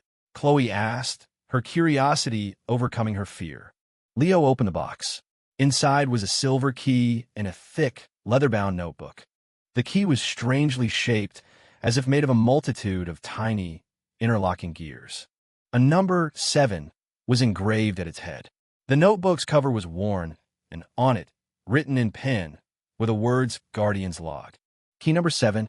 Marmalade's eyes went wide. I know what this is. It opens the Chronos Guard's secret armory. It's full of chronal energy crystals and gear parts. Your dad searched for it for 3 years and never found it. He hid it here. Leo ignored the cat. It was his father's. He opened it to the first page. The date was March 12, 1997. Calibrated gear, 3 today. Energy output stable, but still experiencing memory loss. Brenda said I've been forgetful lately. Even got her son's birthday wrong. Need to find a solution. Leo's heart skipped a beat. Brenda? His dad knew Brenda back then? He kept reading. The log detailed his father's work with the gear, the challenges he faced, his love for his wife, his hopes for his young son. Halfway through, a passage made him stop. July 15, 1998. Gear 1 went critical. The revisionists are here. I hid the backup gear in a temporal bubble, sealed with a ward made from Chloe's umbilical cord blood. Only her family can open it. I hope Leo never has to. Dr. Finch said the heart of the gear is a temporal core, hidden in Sector 7's headquarters. If someone ever tries to use the gear to destroy the world, key number 7 must be used to open the armory and retrieve the countercore to destroy it. But the price is that all timelines altered by the gear will be reset, including the existence of Leo and Chloe.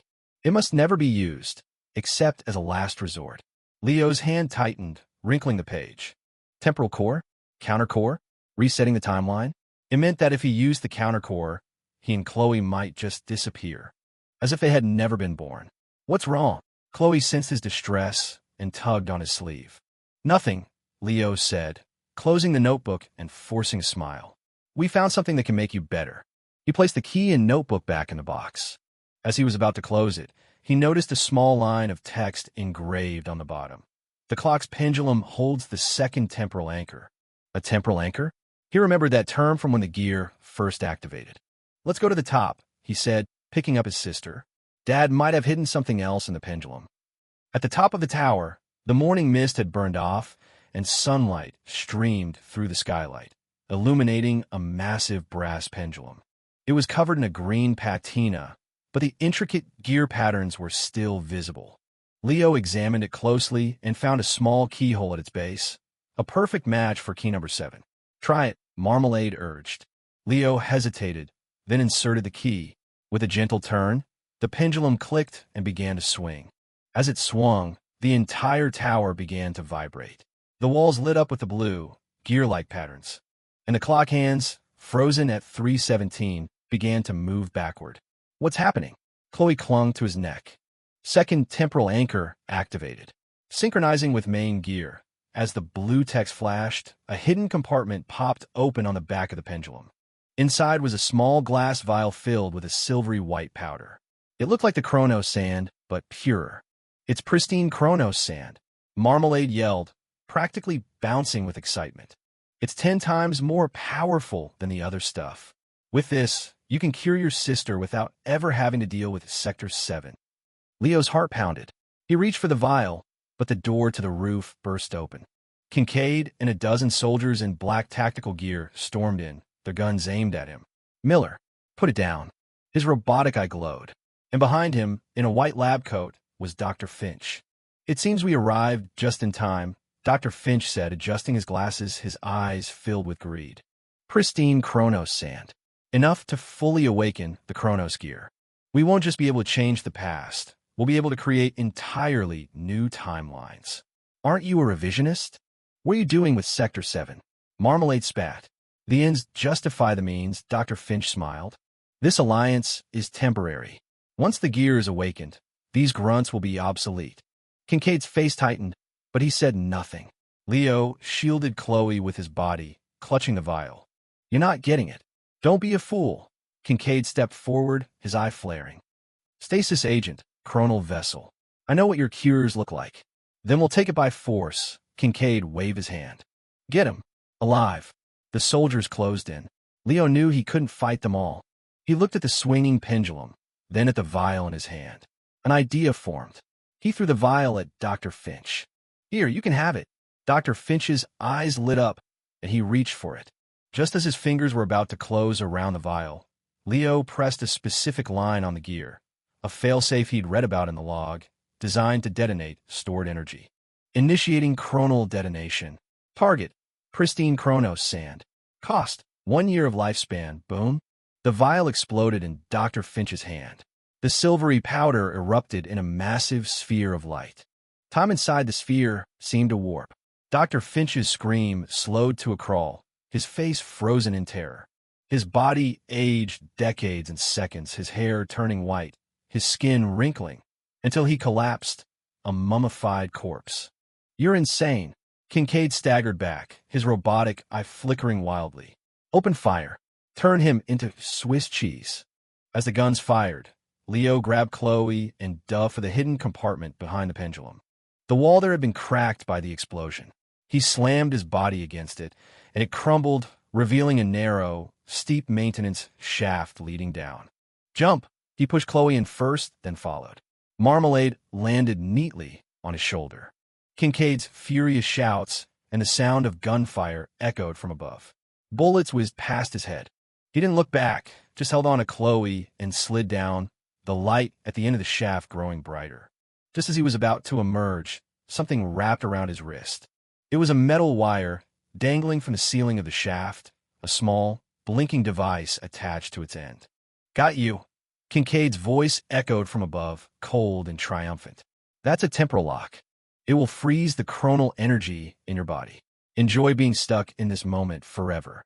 The wire tightened. Leo felt the blood in his veins turn to slush.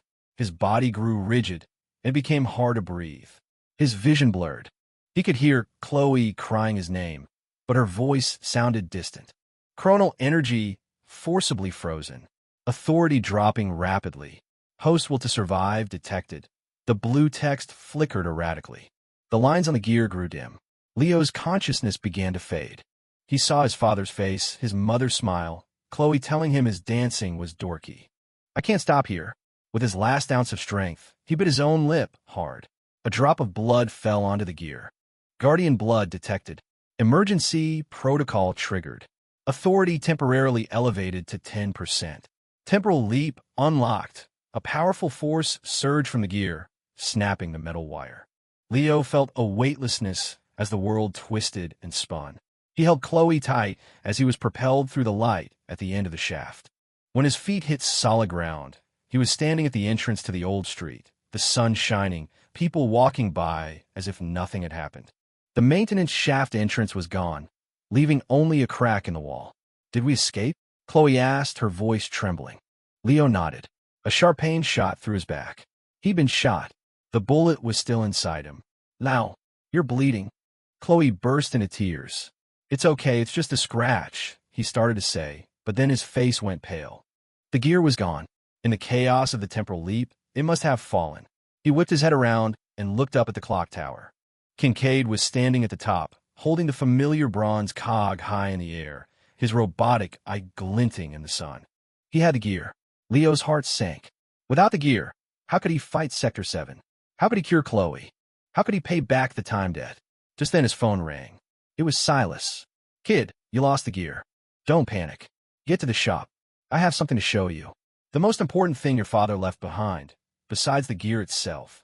Leo clutched the phone, looked up at Kincaid on the tower, then down at his crying sister.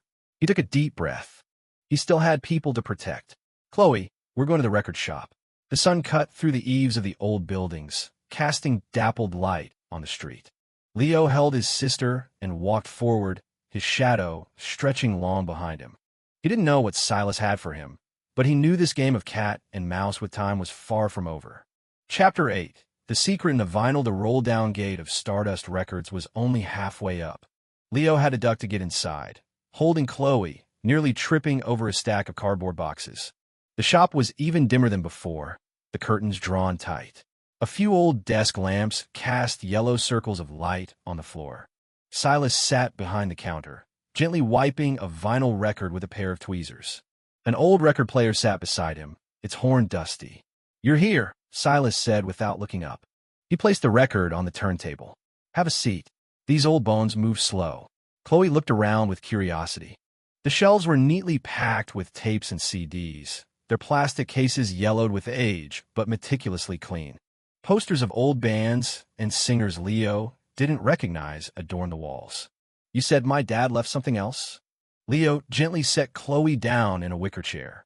The wound in his back throbbed, and a fresh wave of sweat broke out on his forehead. "What's the rush?" Silas cranked the handle on the record player and lowered the needle. A gentle piano melody filled the room, a tune that felt familiar, like something his mother used to hum. "Your dad, that kid, he loved hiding things. Hid the most important thing right here in this shop and never even told me. I only found out after his echo visited me in a dream." Amidst the soft crackle of the vinyl, Silas pulled a metal filing cabinet from under the counter and unlocked it. Inside were not jewels or cash, but a dozen wooden boxes, labeled with years from 1995 to 2003. "Time capsules," Silas said, picking up the box labeled 1998 and blowing the dust off. "Your dad hid one every year. Said he wanted you to see what his life was like when you grew up." Leo's heart skipped a beat. 1998, the year the Gear 1 test failed. He took the box. It was surprisingly light. Inside was a single vinyl record and a folded letter. The record's sleeve had no text, only a hand-drawn gear, identical to the one he'd just lost.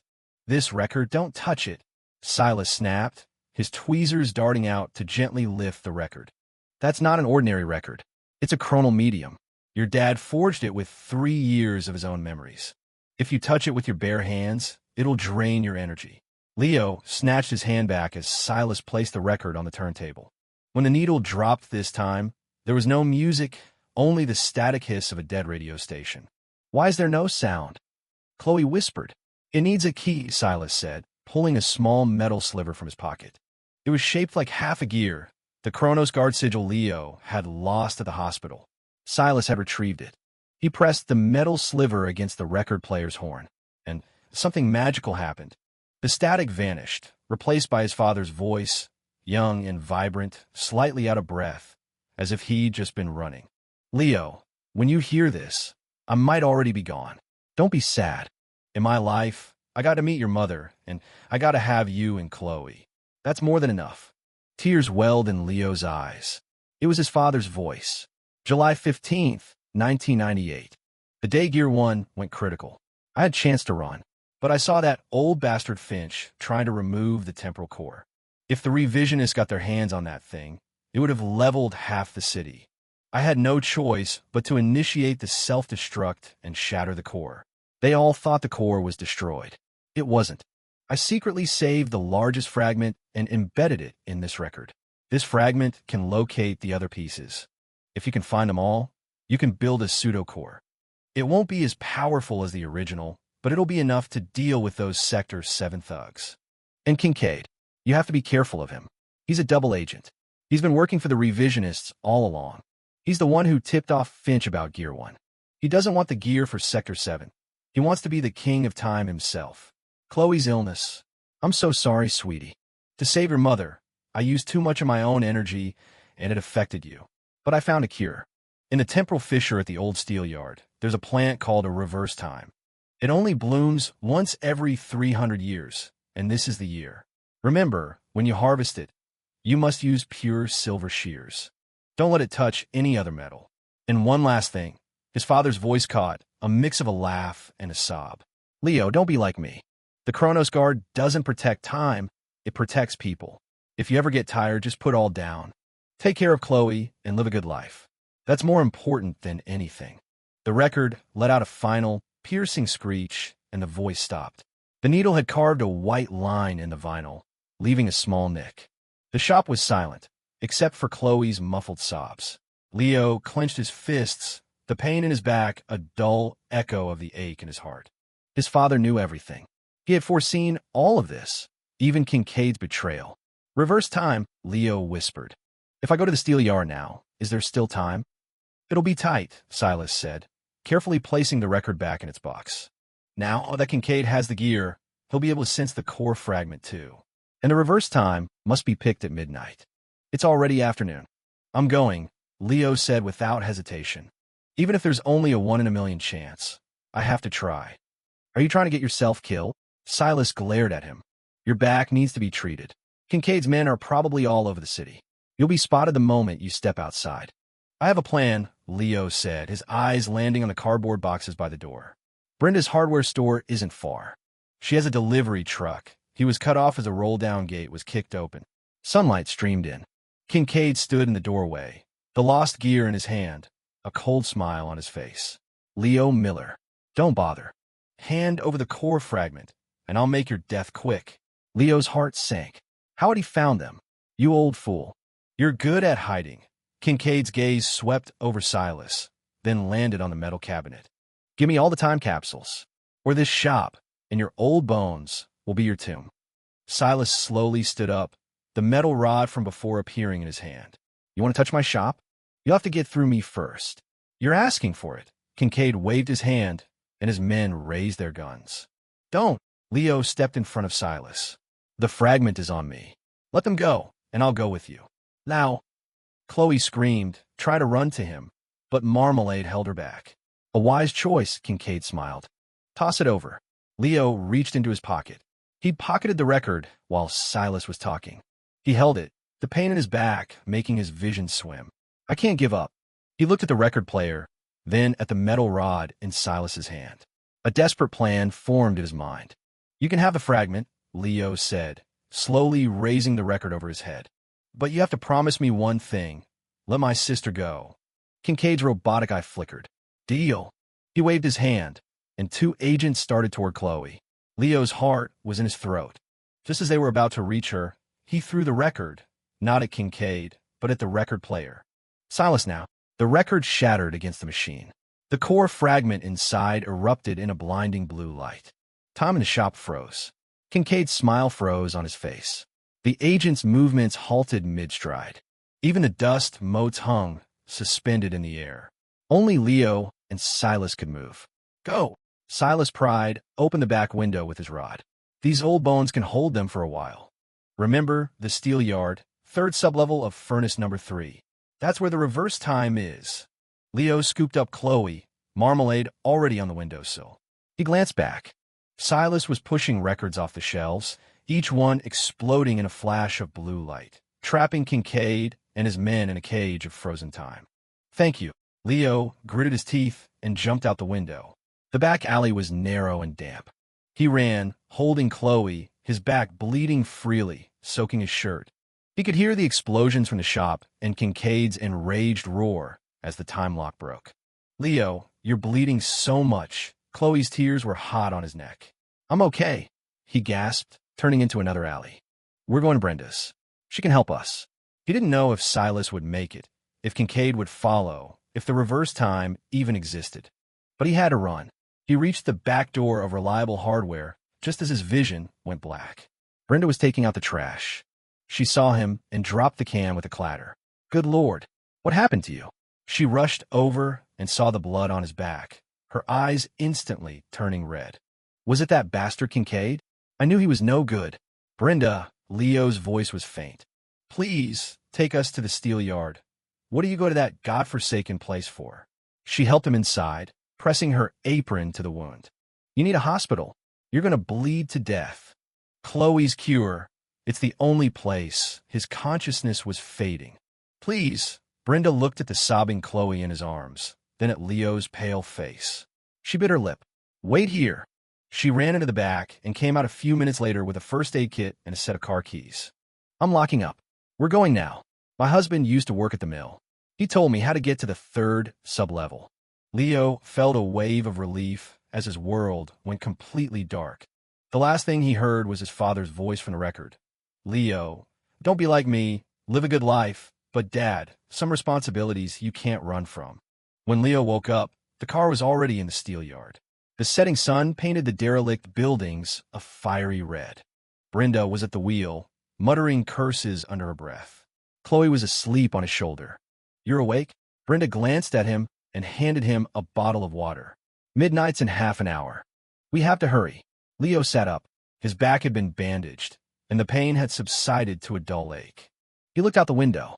The silhouette of furnace number 3 grew larger in the twilight, like a silent, waiting beast. Brenda, thank you.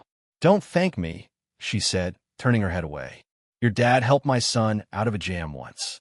I'm just paying back a debt. Leo remembered his father's log. Brenda said I've been forgetful. He suddenly understood. In the memories consumed by the gear, there was so much hidden kindness. The car stopped at the base of the furnace as the moon rose. Leo woke Chloe. Brenda got a flashlight and a pair of silver shears from the trunk. They were pure silver. Down the elevator shaft. There's a ventilation duct on the 3rd level that will get you in. Brenda pointed to the shaft where Leo had fallen before. I'll wait up here. If there's trouble, whistle. 3 short, 1 long. Got it. Leo nodded and took the shears and flashlight. You be careful. He carried Chloe to the edge of the shaft. Marmalade had already jumped down and meowed from below. Leo took a deep breath and started down the ladder. The walls were damper than before, covered in moss. On the 3rd level, just as Brenda had said, there was a ventilation duct just big enough to crawl through. It's dark, Leo. Chloe's voice trembled. Don't worry, I'm here, he said, crawling in first. The duct was filled with dust and cobwebs. The flashlight beam revealed scratch marks on the walls, similar to the ones he'd seen in the clock tower. After about 50 feet, the duct sloped downward, and they slid out, landing hard on the floor below. Leo winced in pain and shone the light around. It was a huge underground space, like an abandoned laboratory, filled with rusted equipment. In the center was a circular stone platform, and on it a strange plant was growing. Its leaves were silver, and it was topped with a single blue flower, its petals glowing faintly. The reverse time, Marmalade yelled. Hurry, it's almost midnight. Leo was about to go to it, but then he froze. Next to the platform, with his back to them, stood a man in a white lab coat. It was Dr. Finch, but he was dead. How would he be here? Dr. Finch slowly turned around. His face was blank, his skin a waxy pale, his eyes glowing a sickly green. I knew you would come, Leo Miller. His voice was like rusted metal scraping. I'll be borrowing that reverse time. Leo's heart was in his throat. He gripped the silver shears. But you're dead. Dead. Dr. Finch laughed, the sound echoing in the vast space. I have long since converted myself into a chronal energy composite. As long as there is temporal energy, I can regenerate indefinitely. You, on the other hand, without the gear, what hope do you have? He raised a hand. The equipment in the lab whirred to life. A multitude of metal cables shot out, striking like vipers toward Leo. Leo grabbed Chloe and ran, the cables whipping past his back and shredding a piece of equipment into scrap metal. You can't escape, Dr. Finch advanced, his green eyes glowing brighter. Give me the reverse time, and I'll make your sister's death painless. Never. Leo hid Chloe behind a large machine. You won't lay a finger on her. He held the silver shears, knowing he was no match for him, but refusing to back down. The wound in his back began to bleed again, and his vision swam, but he knew he couldn't fall. Just then, the lab door burst open. Kincaid and his men rushed in, their guns aimed at Dr. Finch. You old bastard. Dr. Finch's face darkened. Kincaid, you want a piece of this too? The reverse time is mine. Kincaid's robotic eye glowed. I have the gear. Only I can unlock its true potential. As they faced off, neither noticed the reverse time on the platform begin to glow brighter. It was midnight. This was his chance. While they were distracted, Leo crept behind the platform, raised the silver shears, and cut the plant at its base. Stop! Finch and Kincaid roared in unison, lunging at him. The moment the shears cut the stem, the reverse time erupted in a brilliant blue light. The entire lab began to shake. Leo felt a powerful energy surge through him. The pain in his back vanished. His mind was flooded with images. His dad in the lab, calibrating the gear. His mom, smiling at him from her hospital bed. Chloe, healthy, running in the sun. Brenda's son in his school uniform, waving at him. Silas in the record shop, wiping a record. Were these the memories consumed by the gear? When the blue light faded, the reverse time was gone. All that was left were a few drops of blue liquid on the silver shears. Finch and Kincaid were stunned. Where is it? Finch shrieked, lunging at him. Leo instinctively blocked with the shears. The moment Finch's hand was about to touch him, the blue liquid on the shears exploded, forming a protective barrier. Finch slammed into it and screamed in agony, his body dissolving like it was being eaten by acid. No! His screams faded as he melted into a puddle of black goo on the floor. Kincaid staggered back, his robotic eye fixed on the shears in Leo's hand. What did you do to him? Leo was just as shocked. The liquid had that much power? Reverse time energy detected, fusing with host's bloodline. Authority elevated to 20%. Temporal purification unlocked. The blue text explained everything. It was the power of the reverse time. It didn't just cure, it purified corrupted chronal energy. Kincaid seemed to understand. His face twisted with greed. Give me the shears, or I'll kill your sister. He spun around, grabbed Chloe as she ran out from behind the machine, and pressed his gun to her head. Chloe! Leo's heart seized. Drop the shears. Kincaid's voice was crazed. Or I'll pull the trigger right now. Chapter 9. The resonance of shears and gear. The cold barrel of the gun pressed against Chloe's temple, but she didn't cry. She just stared at Leo, her big eyes wide, her small hands clenched at her sides. There was no fear in her gaze, only trust. She was a blade of grass in a storm, unbending. Leo's heart felt like it was in a vice. Cold sweat soaked the bandages on his back. His hand, holding the silver shears, trembled, not from fear of Kincaid, but from the terrifying possibility of making one wrong move. Drop the shears. Kincaid's robotic eye glowed, his finger on the trigger. I'll count to 3. 1. Don't you touch my brother. Chloe suddenly yelled, throwing her small body backward. Caught off guard, Kincaid stumbled, the gun wavering for a fraction of a second.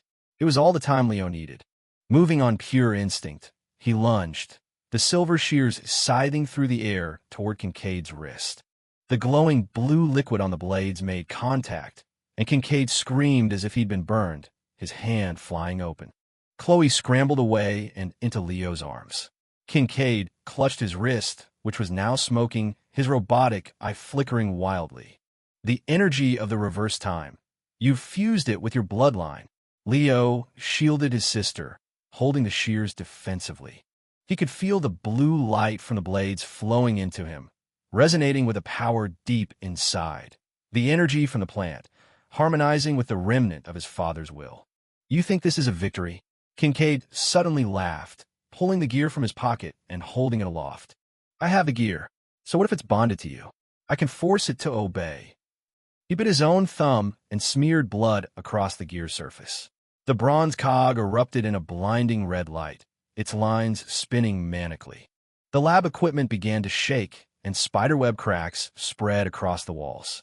Warning: non-compatible user force-activating gear. Chronal turbulence detected. The blue text flashed frantically. Leo felt a crushing weight on his chest, making it hard to breathe.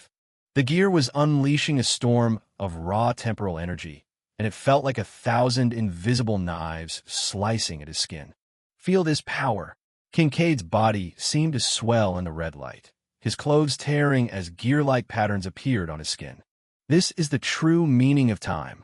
I will reshape the world, and you so-called guardians will be nothing but dust. He slashed his hand through the air, and a beam of red energy shot toward Leo.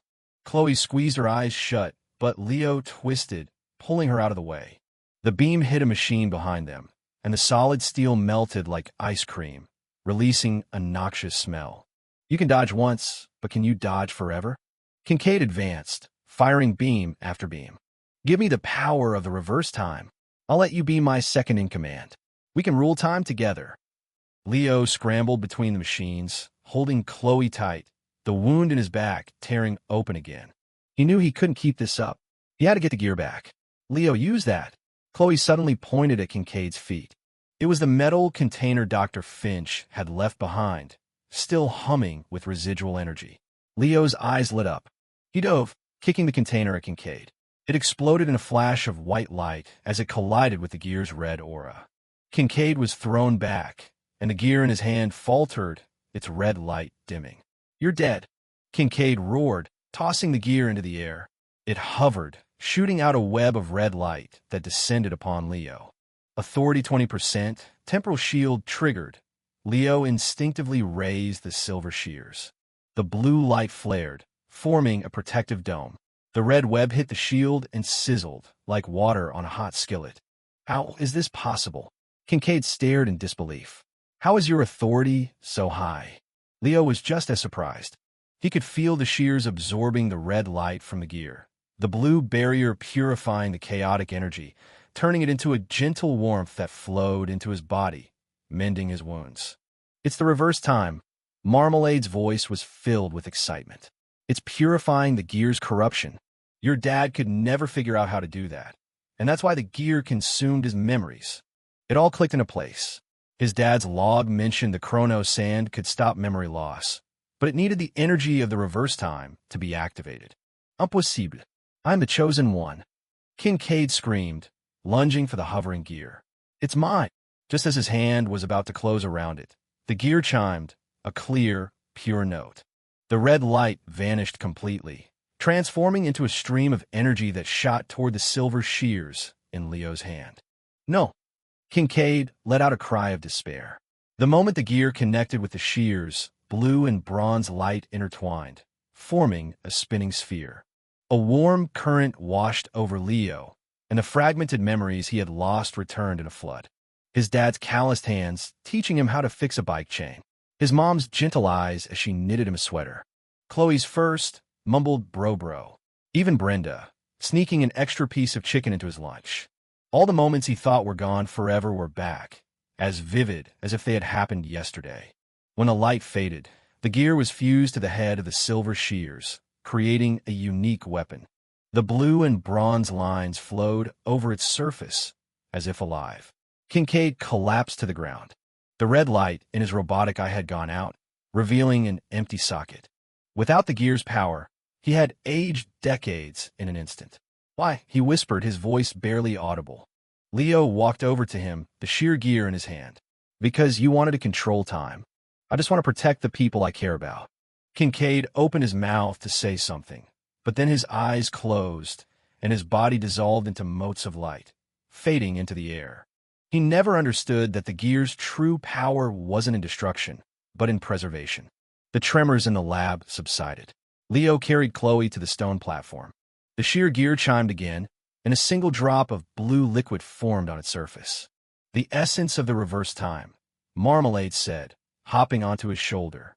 Give it to your sister. Leo carefully let the drop fall into Chloe's mouth. It dissolved instantly. Color returned to her cheeks, and her breathing became deep and even. The exhaustion vanished from her eyes. Leo, I don't feel sick anymore, she said, her smile like the sun after a storm. Tears welled in Leo's eyes. He hugged her tight, all the pain and exhaustion melting away. I did it, Dad. The lab door opened, and Brenda ran in, holding a steel pipe. Now, are you two okay? I heard a huge ruckus. She saw Chloe, safe and sound, and let out a long breath, the pipe clattering to the floor. Her own eyes were red. Thank God. You're okay, Brenda. Thank you, Leo said, his voice thick with gratitude. Don't thank me, she said, wiping her face and instantly reverting to her usual self. Let's get out of this dump. I'm making brisket when we get back. You both need it. Leo nodded and followed her out, carrying Chloe. As he left, he glanced back at the empty lab. The sheer gear in his hand felt warm, as if in response to some unspoken thought. He knew it wasn't over. Sector 7 wouldn't give up. The revisionists might still be out there. The timelines still needed mending. But he wasn't afraid anymore.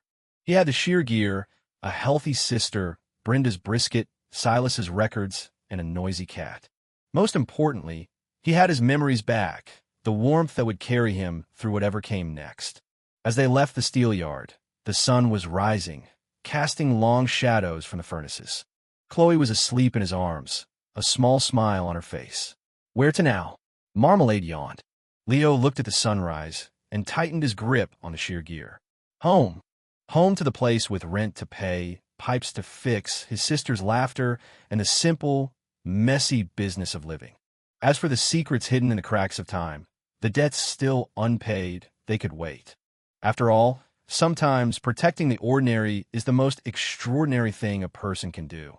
A new, tiny marking had appeared on the gear, where it fused with the shears. It looked like a flower just beginning to bloom. What new secret did that hold? Chapter 10. The new guy on the block's sunlight sliced under the rising gate of reliable hardware, painting a golden stripe across the dusty concrete floor. Leo walked in, Chloe asleep on his back. Brenda was on a step stool, changing a light bulb. Without looking down, she grumbled, Look what the cat dragged in. The pipes under the sink have been leaking all night. The floorboards are starting to warp. Get to it. The tone was the same as always, but to Leo, it sounded like a welcome home. He gently laid his sister on the cot in the back room, covered her with a blanket, and picked up his toolbox. On it, Marmalade hopped onto the counter, drooling at a shelf of canned tuna. Brenda saw it, slapped a $5 bill on the counter. Go get yourself a couple cans from the corner store. My treat. Bro. Marmalade snatched the bill and vanished out the door. Leo knelt by the leaking pipe, his wrench moving with practiced speed. As the water flow stopped, he instinctively touched his lower back. The sheer gear was wrapped in cloth, hidden under his shirt, its gentle warmth a comforting presence against his skin. How's Chloe? Brenda asked, nearly tripping as she stepped off the stool. Leo caught her just in time. Sleeping soundly. She has more color in her cheeks, Leo smiled. Thanks to you. Save it, Brenda said, turning away, though the tips of her ears were red. Ms. Rodriguez is coming for the rent this afternoon. I covered you for now, but you owe me. Just as Leo was about to thank her again, the bell on the door chimed. An old man in a gray, perfectly pressed suit walked in.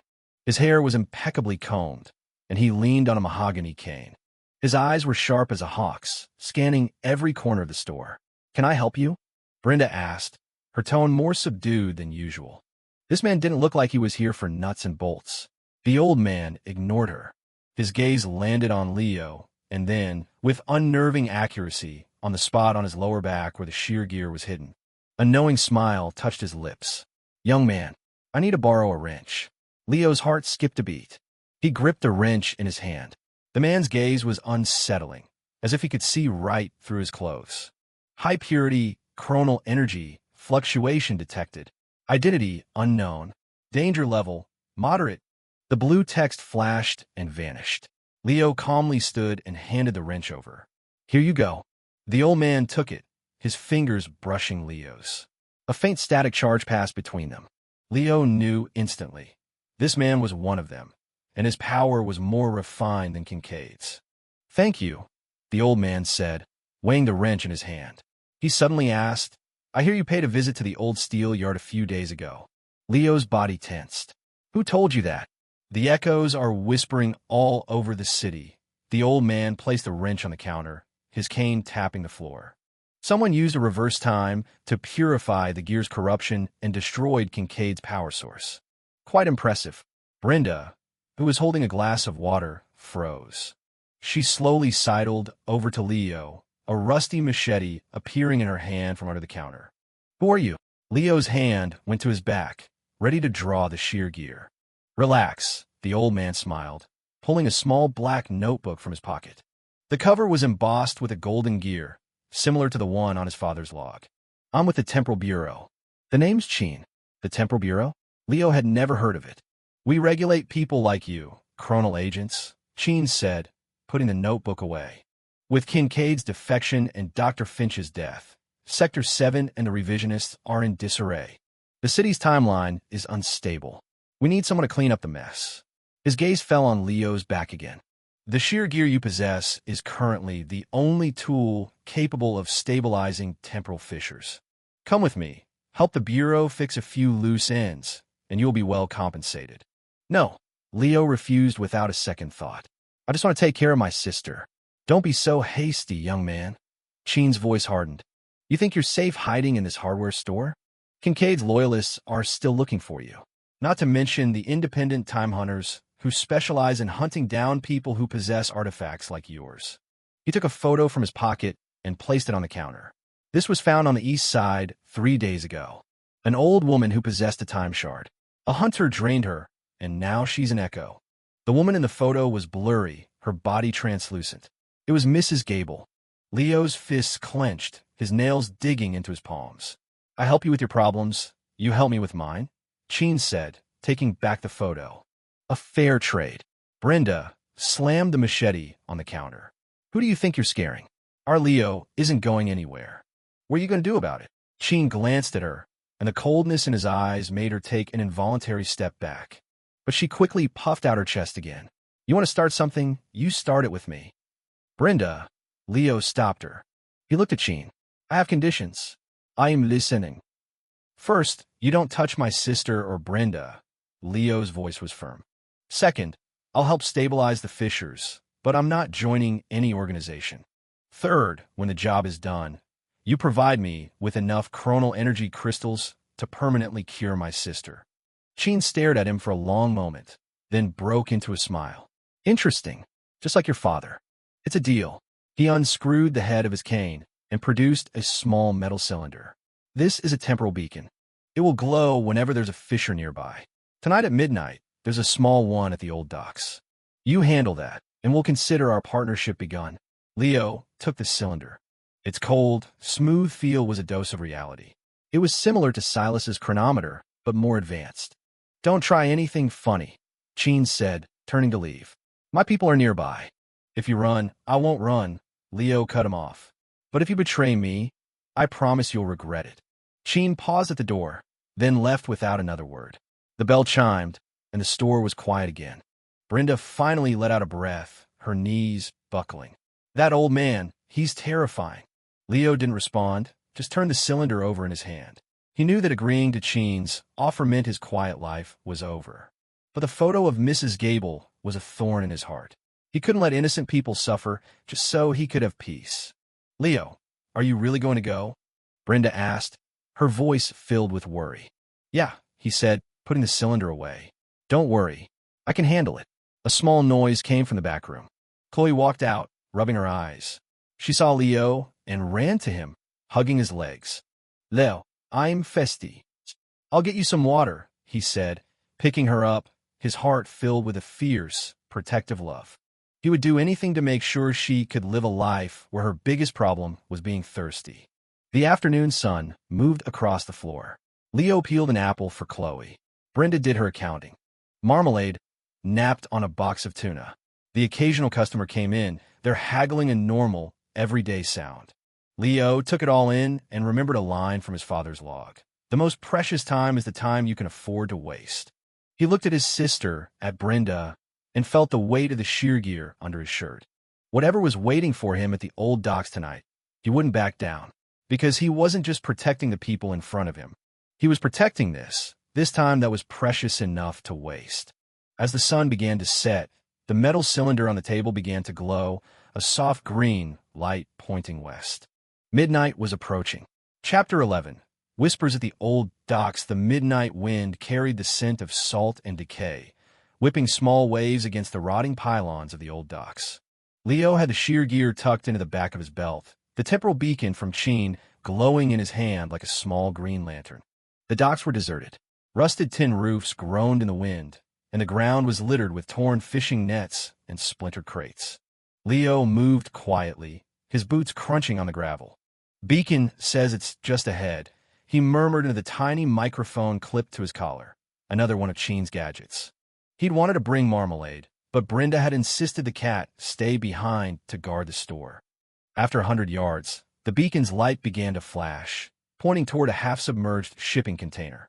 The container door was slightly ajar, and a strange purple light seeped from the crack, along with the faint sound of voices. Leo crept to the side of the container and listened. "If it doesn't stabilize soon, the timeline in this whole area is going to collapse," an old voice said. "Where is that kid? Did that old man Chin lie to us?" "Relax," a younger voice replied. "The Temporal Bureau values punctuality. If he said midnight, he'll be here at midnight."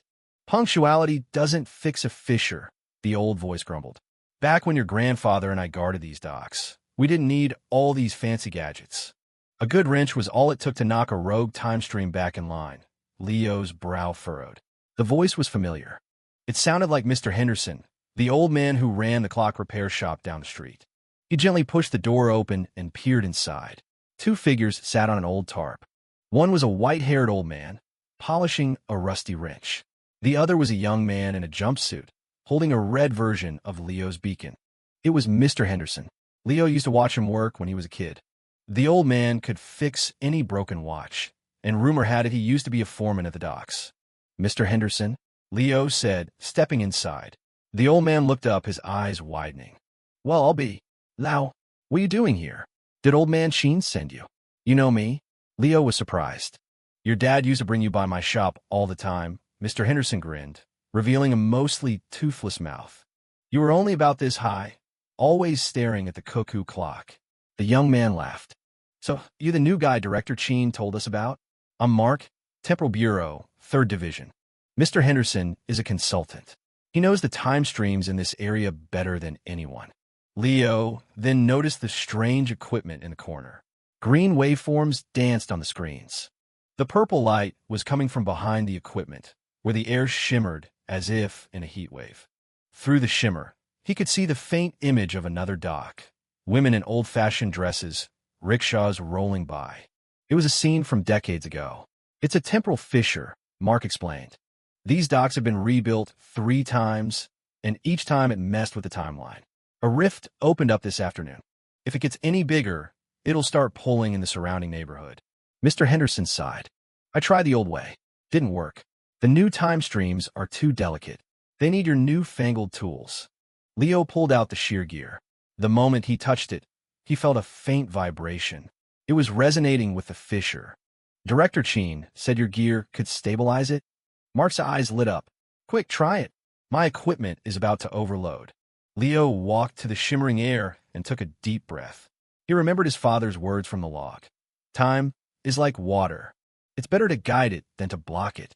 He raised the shear gear and slowly channeled his energy into the fissure. The gear began to turn with a soft click, its blue light flowing into the purple haze. The distorted air began to calm. The images of the old-fashioned women and rickshaws faded like a receding tide. The waveforms on the screen stabilized. "It's working," Mark exclaimed, but Mr. Henderson squinted. "Wait, there's still a small pocket." Before he could finish, the fissure violently contracted. A powerful suction pulled at Leo, nearly dragging him in. Mark grabbed his arm. Mr. Henderson swung his wrench with surprising force, slamming it into a metal support beam next to the fissure. Clang! The fissure shuddered, then sealed completely. The purple light vanished. Leo gasped for air, his back drenched in sweat. The sheer gear was burning hot, its lines glowing and fading as if it were breathing. That was close, Mark said, wiping his forehead. That fissure had a lingering will attached to it. When they tore down the old docks, a rickshaw driver was waiting to pick someone up. He waited for decades. His will was so strong, it kept the fissure from closing. Mr. Henderson put down his wrench, his eyes distant. His name was Chun. I knew him. His daughter was supposed to arrive on a ship that sank. He came here every day to wait for her, until the day he died. Leo touched the hot gear. He finally understood why Cheen had sent him. The gear wasn't just a tool. It was a resonator, able to hear the stories hidden in the cracks of time. Oh, right. Mark handed him a small box. Director Cheen said, "This is your first payment." Inside was a translucent crystal, like frozen moonlight. It was warm to the touch. A chronal energy crystal. With this, he could get more of the medicine Chloe needed. When they left the container, the sky was beginning to lighten. Mr. Henderson clapped Leo on the shoulder. "You use that gear well, son.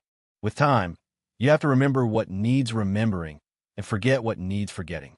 That's how you walk a straight path." Leo nodded, watching the eastern sky turn a pale gray. The wind from the docks no longer smelled of decay, but of fresh grass. He clutched the box with the crystal and started for home. He knew this was just the beginning, but the thought of his sister's smile, of Brenda doing her accounts, made the path ahead feel solid and real. At the entrance to the docks, he glanced back. In the morning light, the half-submerged container looked like an old man guarding a secret.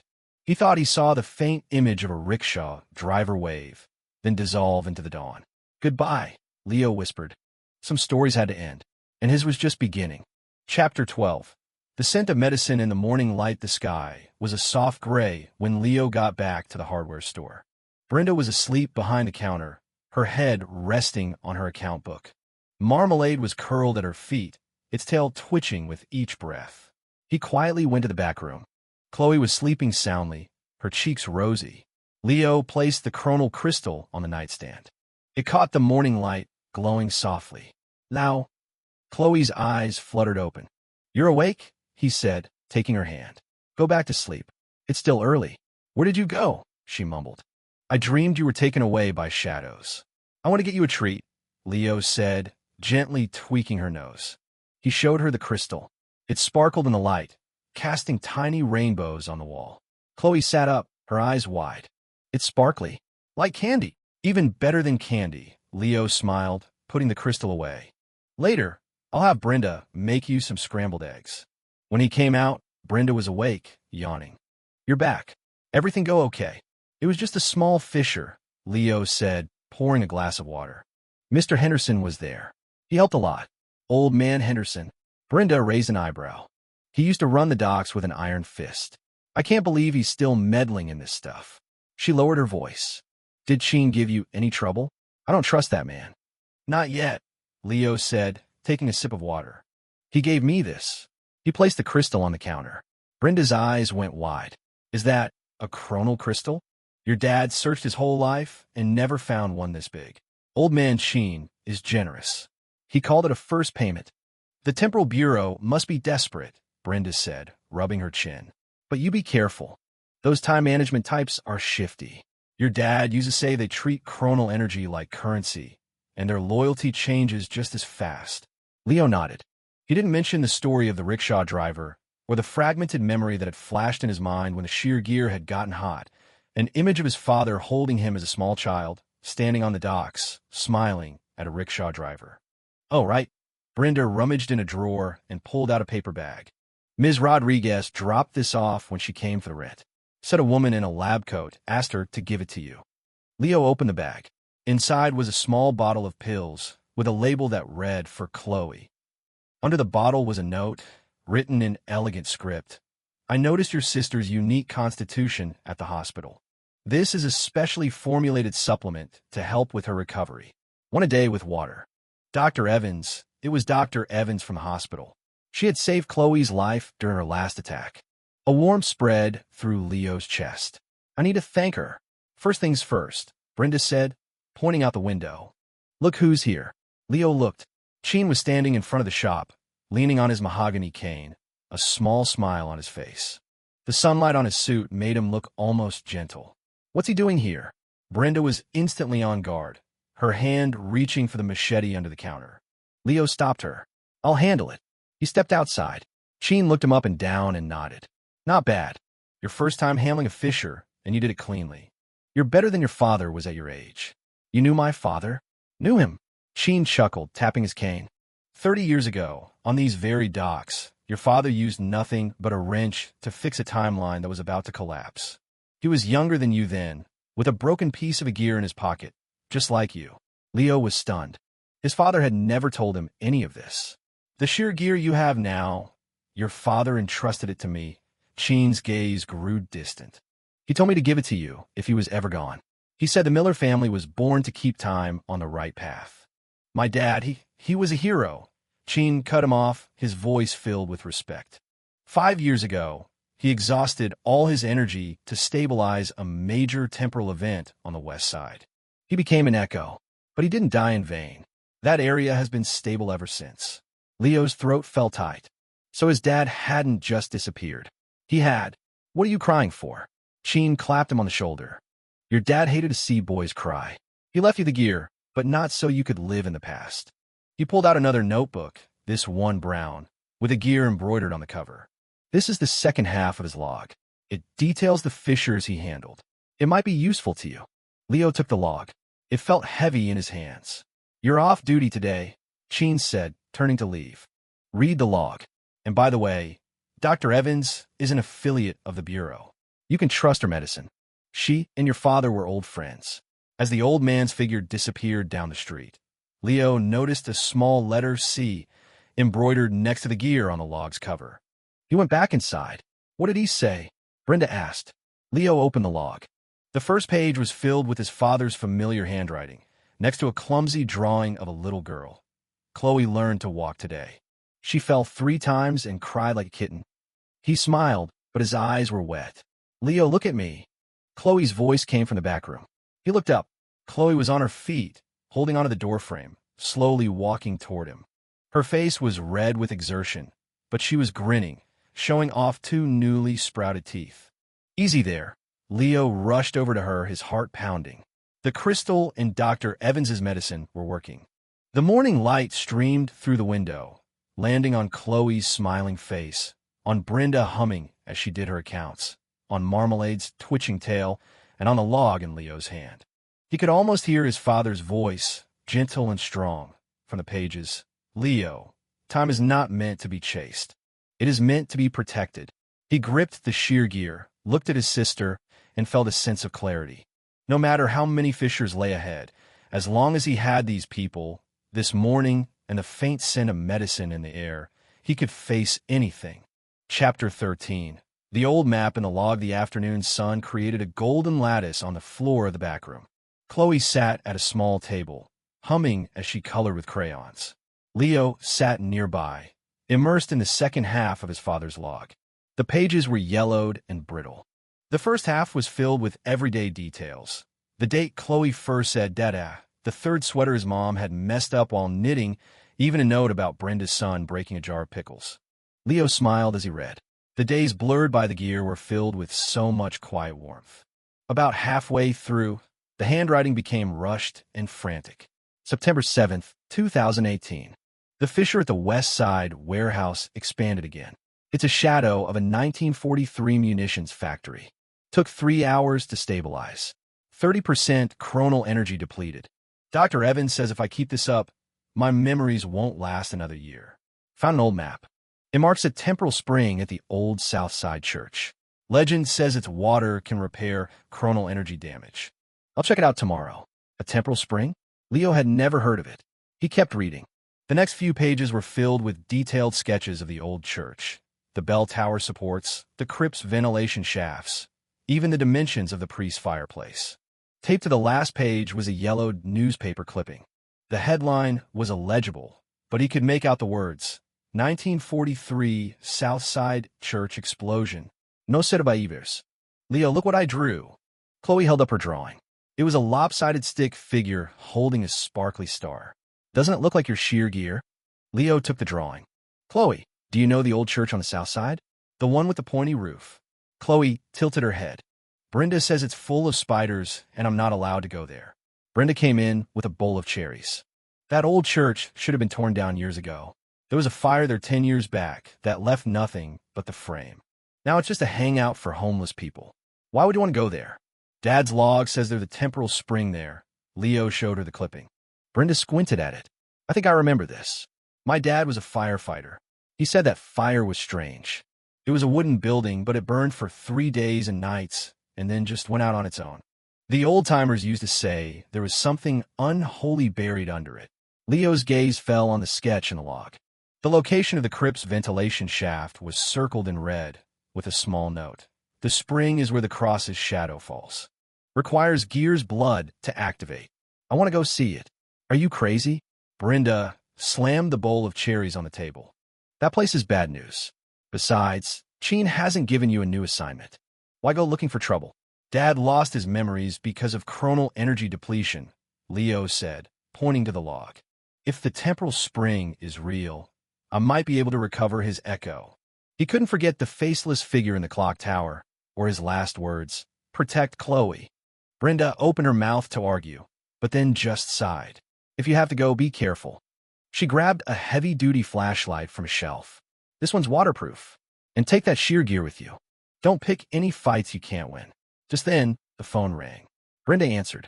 Her expression grew grim. It was Dr. Evans, she said, hanging up. She has a strange patient at the hospital. His skin is hard as wax, and he's secreting a silvery fluid. None of the equipment works near him.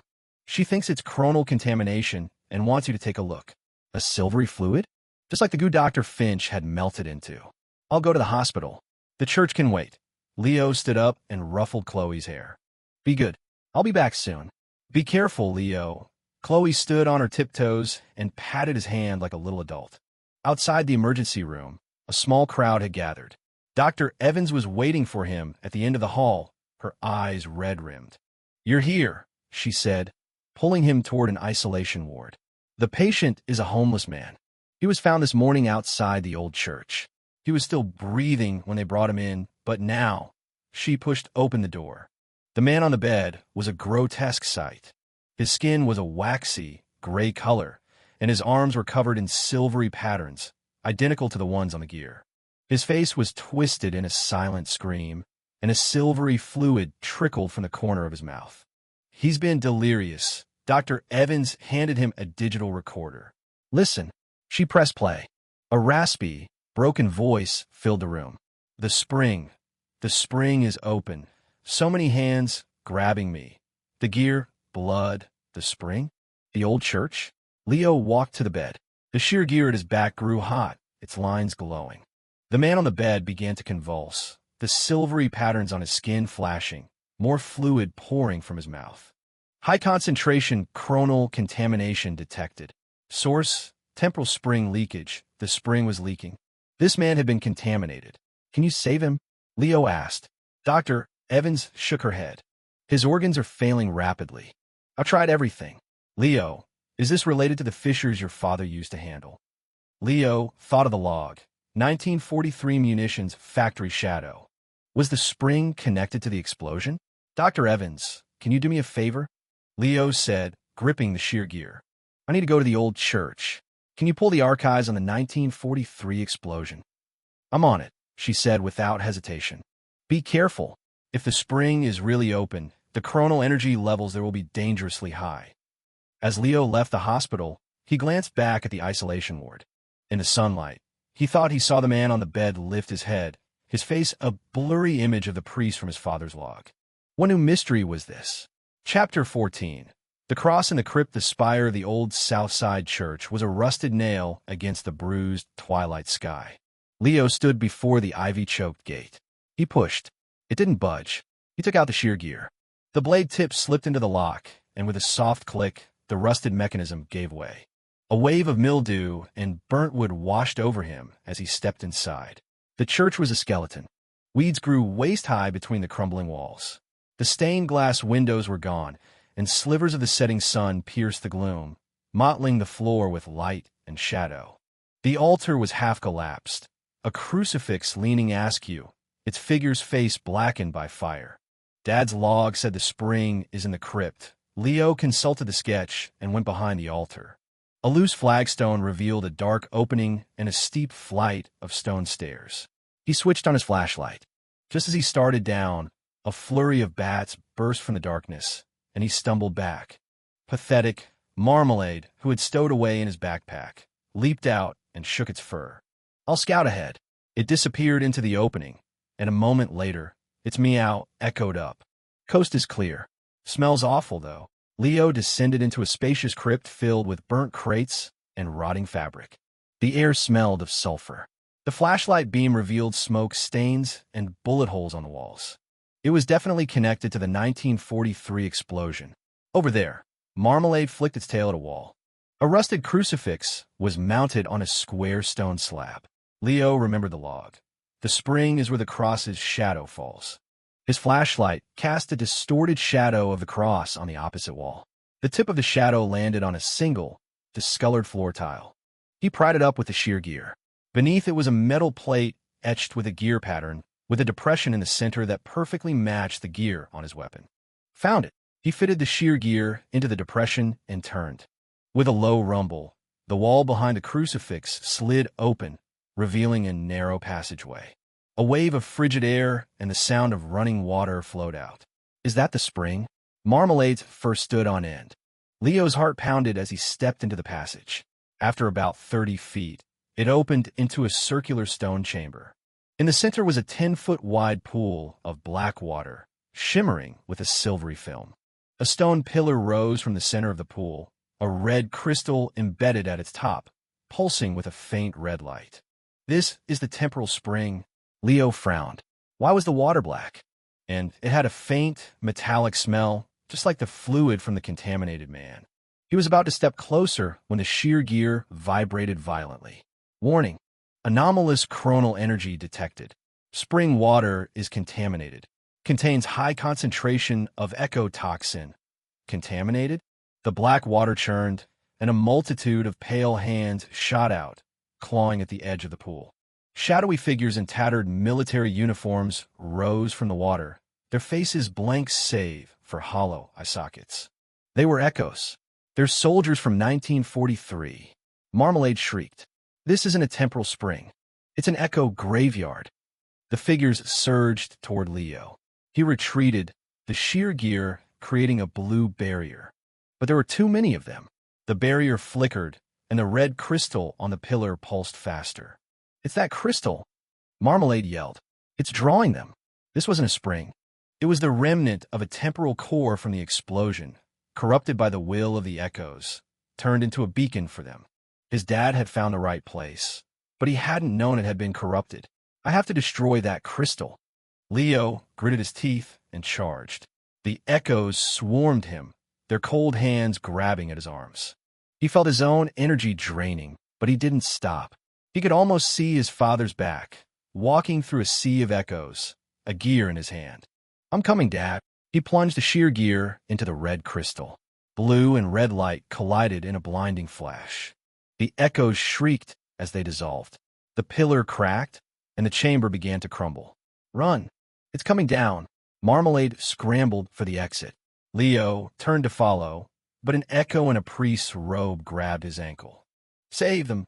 Its voice was like static. "The bomb. It wasn't us. The 1943 explosion wasn't an accident." A huge chunk of the ceiling broke loose, hurtling toward the priest. Leo shoved him out of the way, but his own leg was caught under the falling rock. "Go!" The priest's form flickered and dissolved, its last gaze on Leo. The shear gear exploded with light, lifting Leo, pulling him from the collapsing chamber just as the entrance was sealed by rubble. He collapsed in the crypt, his leg throbbing. The blue light of the shear gear faded. A small cross was now etched onto its surface. "Are you okay?" Marmalade nudged him frantically. "I'm fine," Leo said, his mind reeling. The priest's words, the contaminated spring, the explosion. What was the secret behind it all?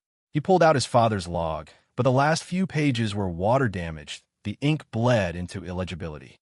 Only one line was clear. The spring's contamination is linked to the revisionists.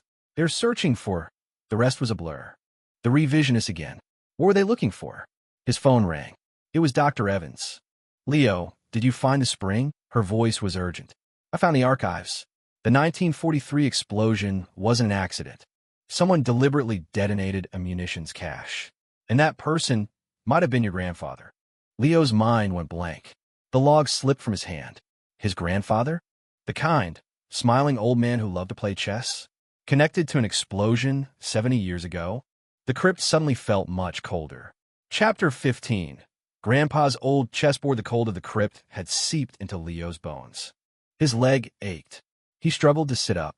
It was pitch black outside. Marmalade was nudging him. You still haven't called Dr. Evans back. The cat's voice was laced with worry. Do you believe what she said? About your grandpa? Leo didn't answer.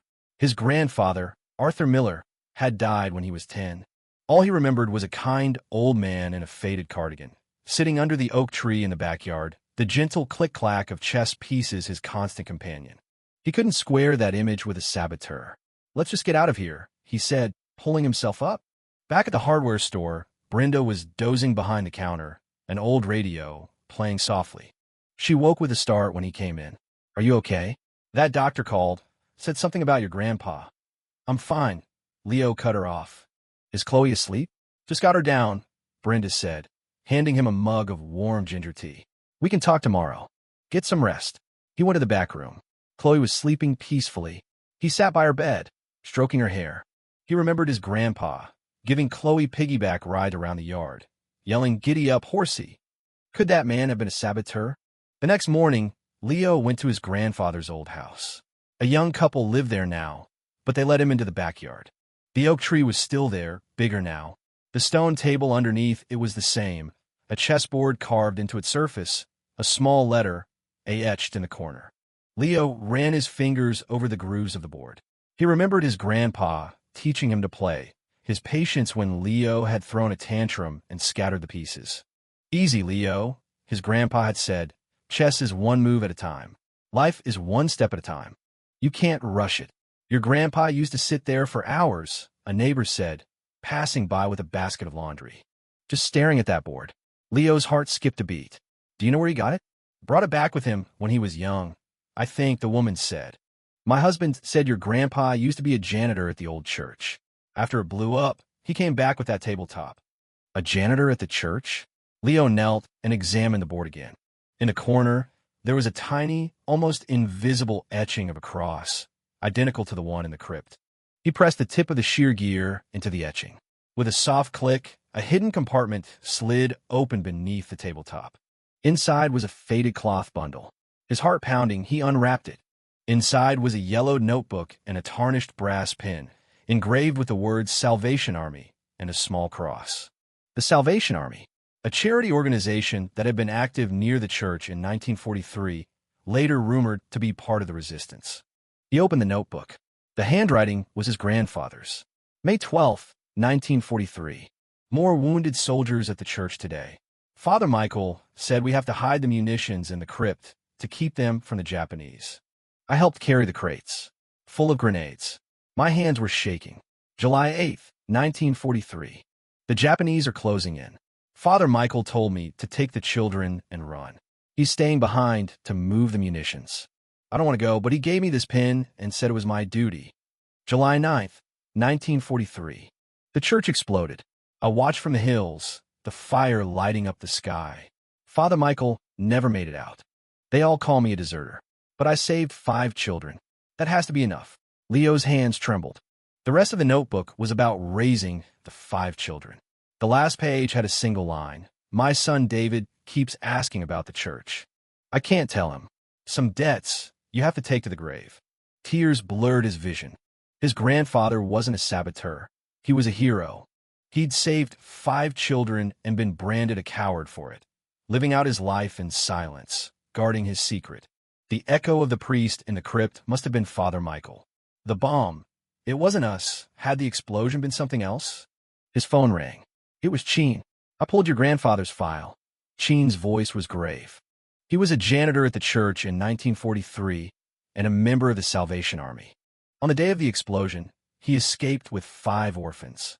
He was posthumously awarded the Temporal Guardian's Medal of Honor, the Bureau's highest honor, given to ordinary people who save lives during temporal events.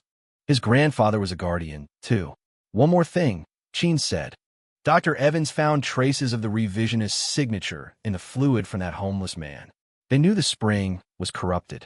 They were waiting for something to mature. Waiting for what? The red crystal. And Sheen's voice grew heavy. We're detecting a massive energy spike from the old church.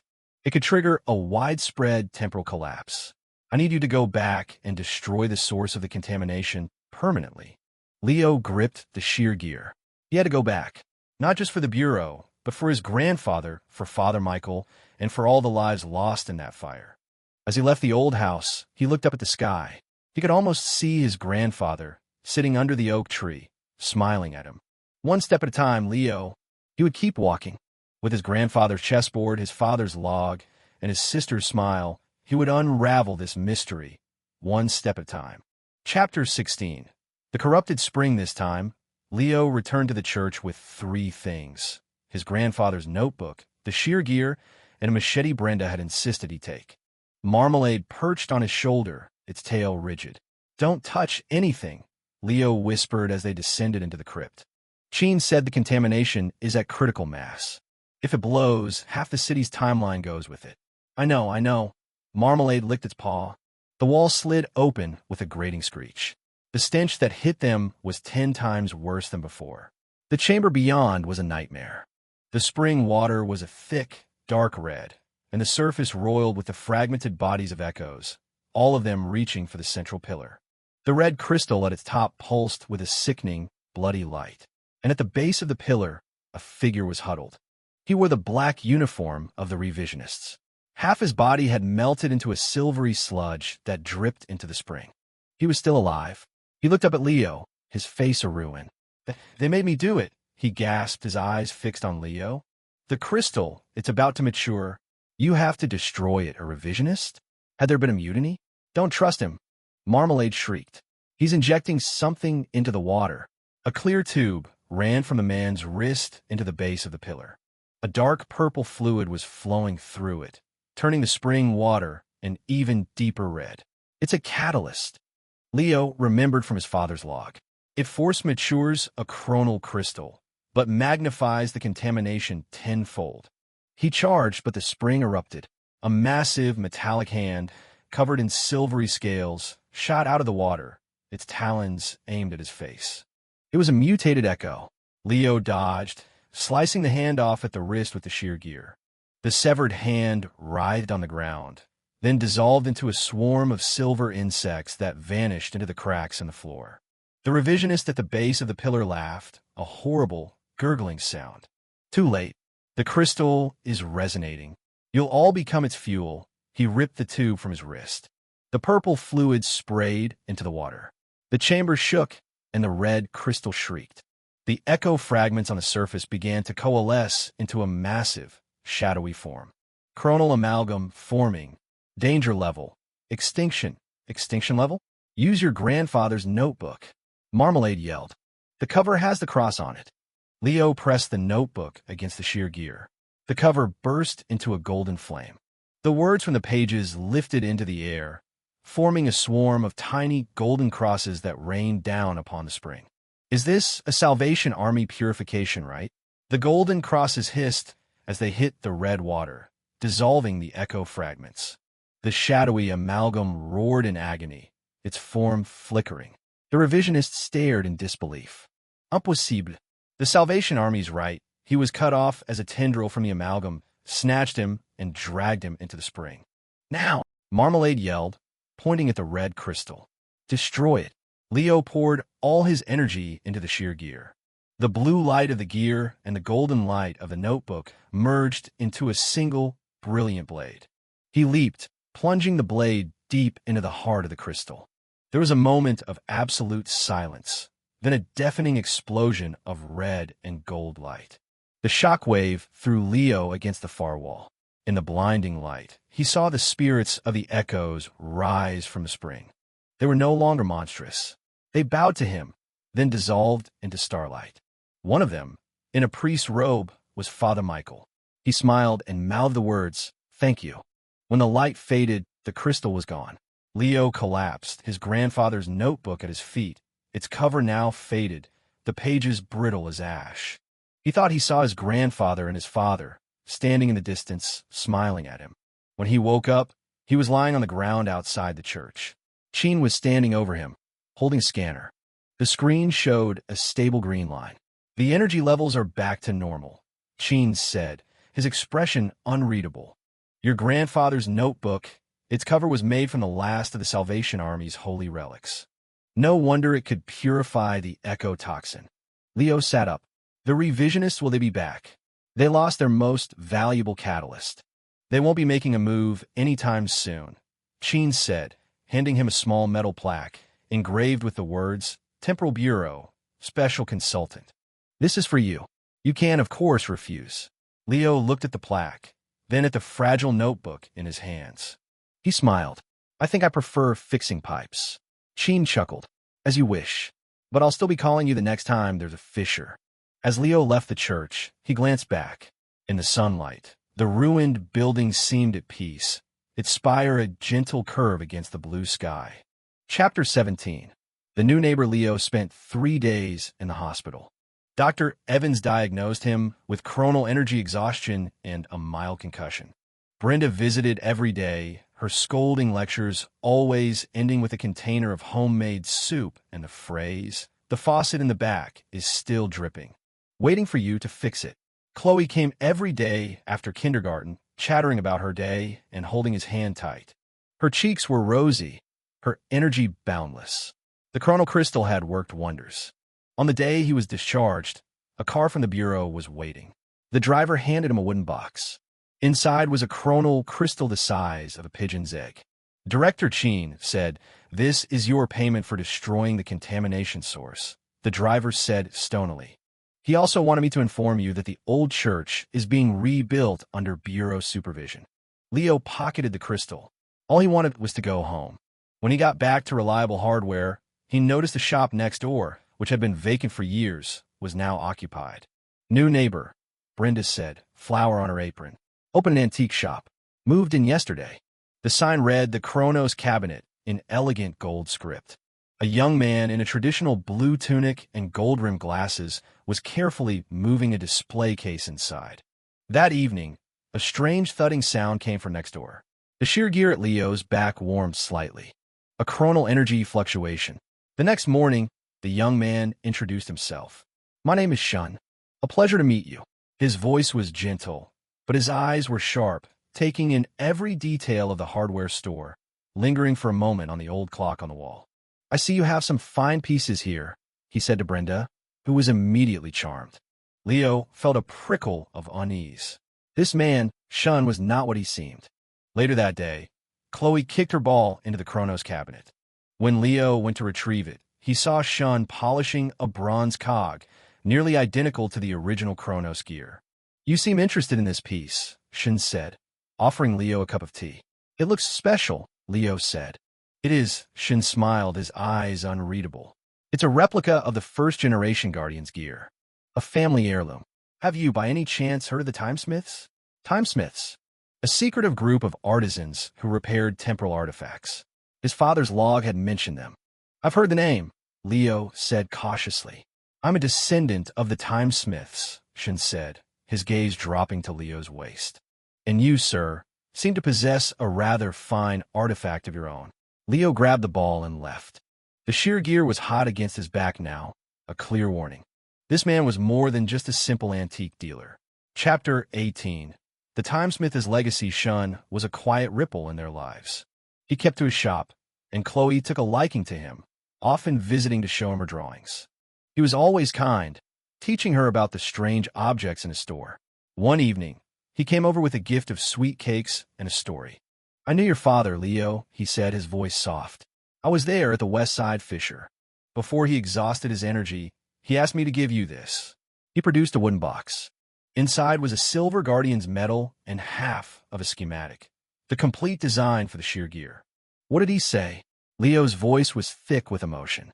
"He said, the true power of the gear is not in destruction, but in legacy Shun's gaze fell on Chloe. He said to tell you not to be like him, to protect what's right in front of you. Leo clutched the metal. His father had planned for this. Shun wasn't an enemy. He was a messenger. The other half of the schematic is with the revisionists. Shun's face grew grim. They want to use it to rebuild the gear and rewrite history. I've been hunting them for years. He looked at Leo. Only you can stop them now. The core components require the shear gear to activate, Leo said, closing the box. Even with the full schematic, it's useless to them without me. Shun smiled. I know I was right about you. Tonight, they're making a trade for the other half of the schematic at the old factory. I'll go, Leo cut him off. You stay here. Take care of Chloe and Brenda. Shun nodded. Be careful. This is a timesmith's cloaking talisman. It will hide your chronal energy signature. As Leo prepared to leave, Shun handed him a modified wrench. My grandfather made this. It can sever a chronal energy line. Leo took the heavy tool. It felt like he was accepting the weight of 2 generations of responsibility. I'll be back, he said, and melted into the night. Chapter 19. The gear is whole at the factory. 3 revisionists were gathered, one of them holding the other half of the schematic. A 4th man was with them, his back to Leo. As he turned, Leo recognized him, a high-ranking official from the Temporal Bureau. The traitor. Shun appeared at Leo's side. I had a feeling you might need backup. They were spotted. The traitor pulled a gun, but Leo's cloaking talisman, thrown like a shuriken, disarmed him. The fight was on. The revisionists were augmented, fast and strong. One of them produced a black key, pulsing with a dark energy, and inserted it into a device on the table. The 2 halves of the schematic flew together, and the floor lit up with a massive, glowing gear pattern. Chronos gear reconstruction initiated. Danger level, global. Leo leaped, his shear gear clashing with the black key. The impact sent a shock wave through him. Your gear is incomplete, the revisionist holding the key cackled. Leo remembered his father's words. The true power is in legacy. He looked at Shun, who was fending off the traitor, and understood. He plunged the shear gear into the center of the glowing pattern on the floor. The pattern reversed, sucking the dark energy from the black key into the shear gear. Impossible. The revisionist screamed as the key in his hand dissolved into dust.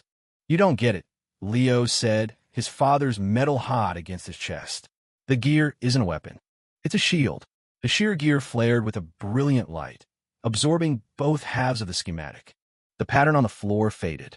The factory fell silent. It's over, Shun said, tying up the traitor. The schematics are destroyed. The revisionists are finished. When Leo returned to the hardware store, the sun was rising. Brenda was making breakfast. Chloe ran to him with a new drawing, 2 figures holding hands, one with a wrench, one with a shear gear. Shun said, You're a hero, Leo. Leo picked her up and kissed her forehead. I'm not a hero, sweetie. I'm just a guy who fixes pipes. Shun was at the door. I have to go. There are other timesmiths I need to find. He handed Leo a piece of paper. It was the complete schematic for the shear gear. Next to the drawing was a new line of text. Guardian Leo Miller. The legacy continues. Shun smiled, then turned and walked away, his blue tunic a fading splash of color in the morning light. Sunlight filled the small shop, landing on Chloe's drawing, on Brenda's sizzling pan, on the shear gear in Leo's hand. It hummed softly, a gentle, steady warmth. Leo knew there would be other fissures, other echoes, other battles. But he was no longer afraid. He had people to protect, a legacy to uphold, and a home to return to. And that was more than enough. End of adapted text.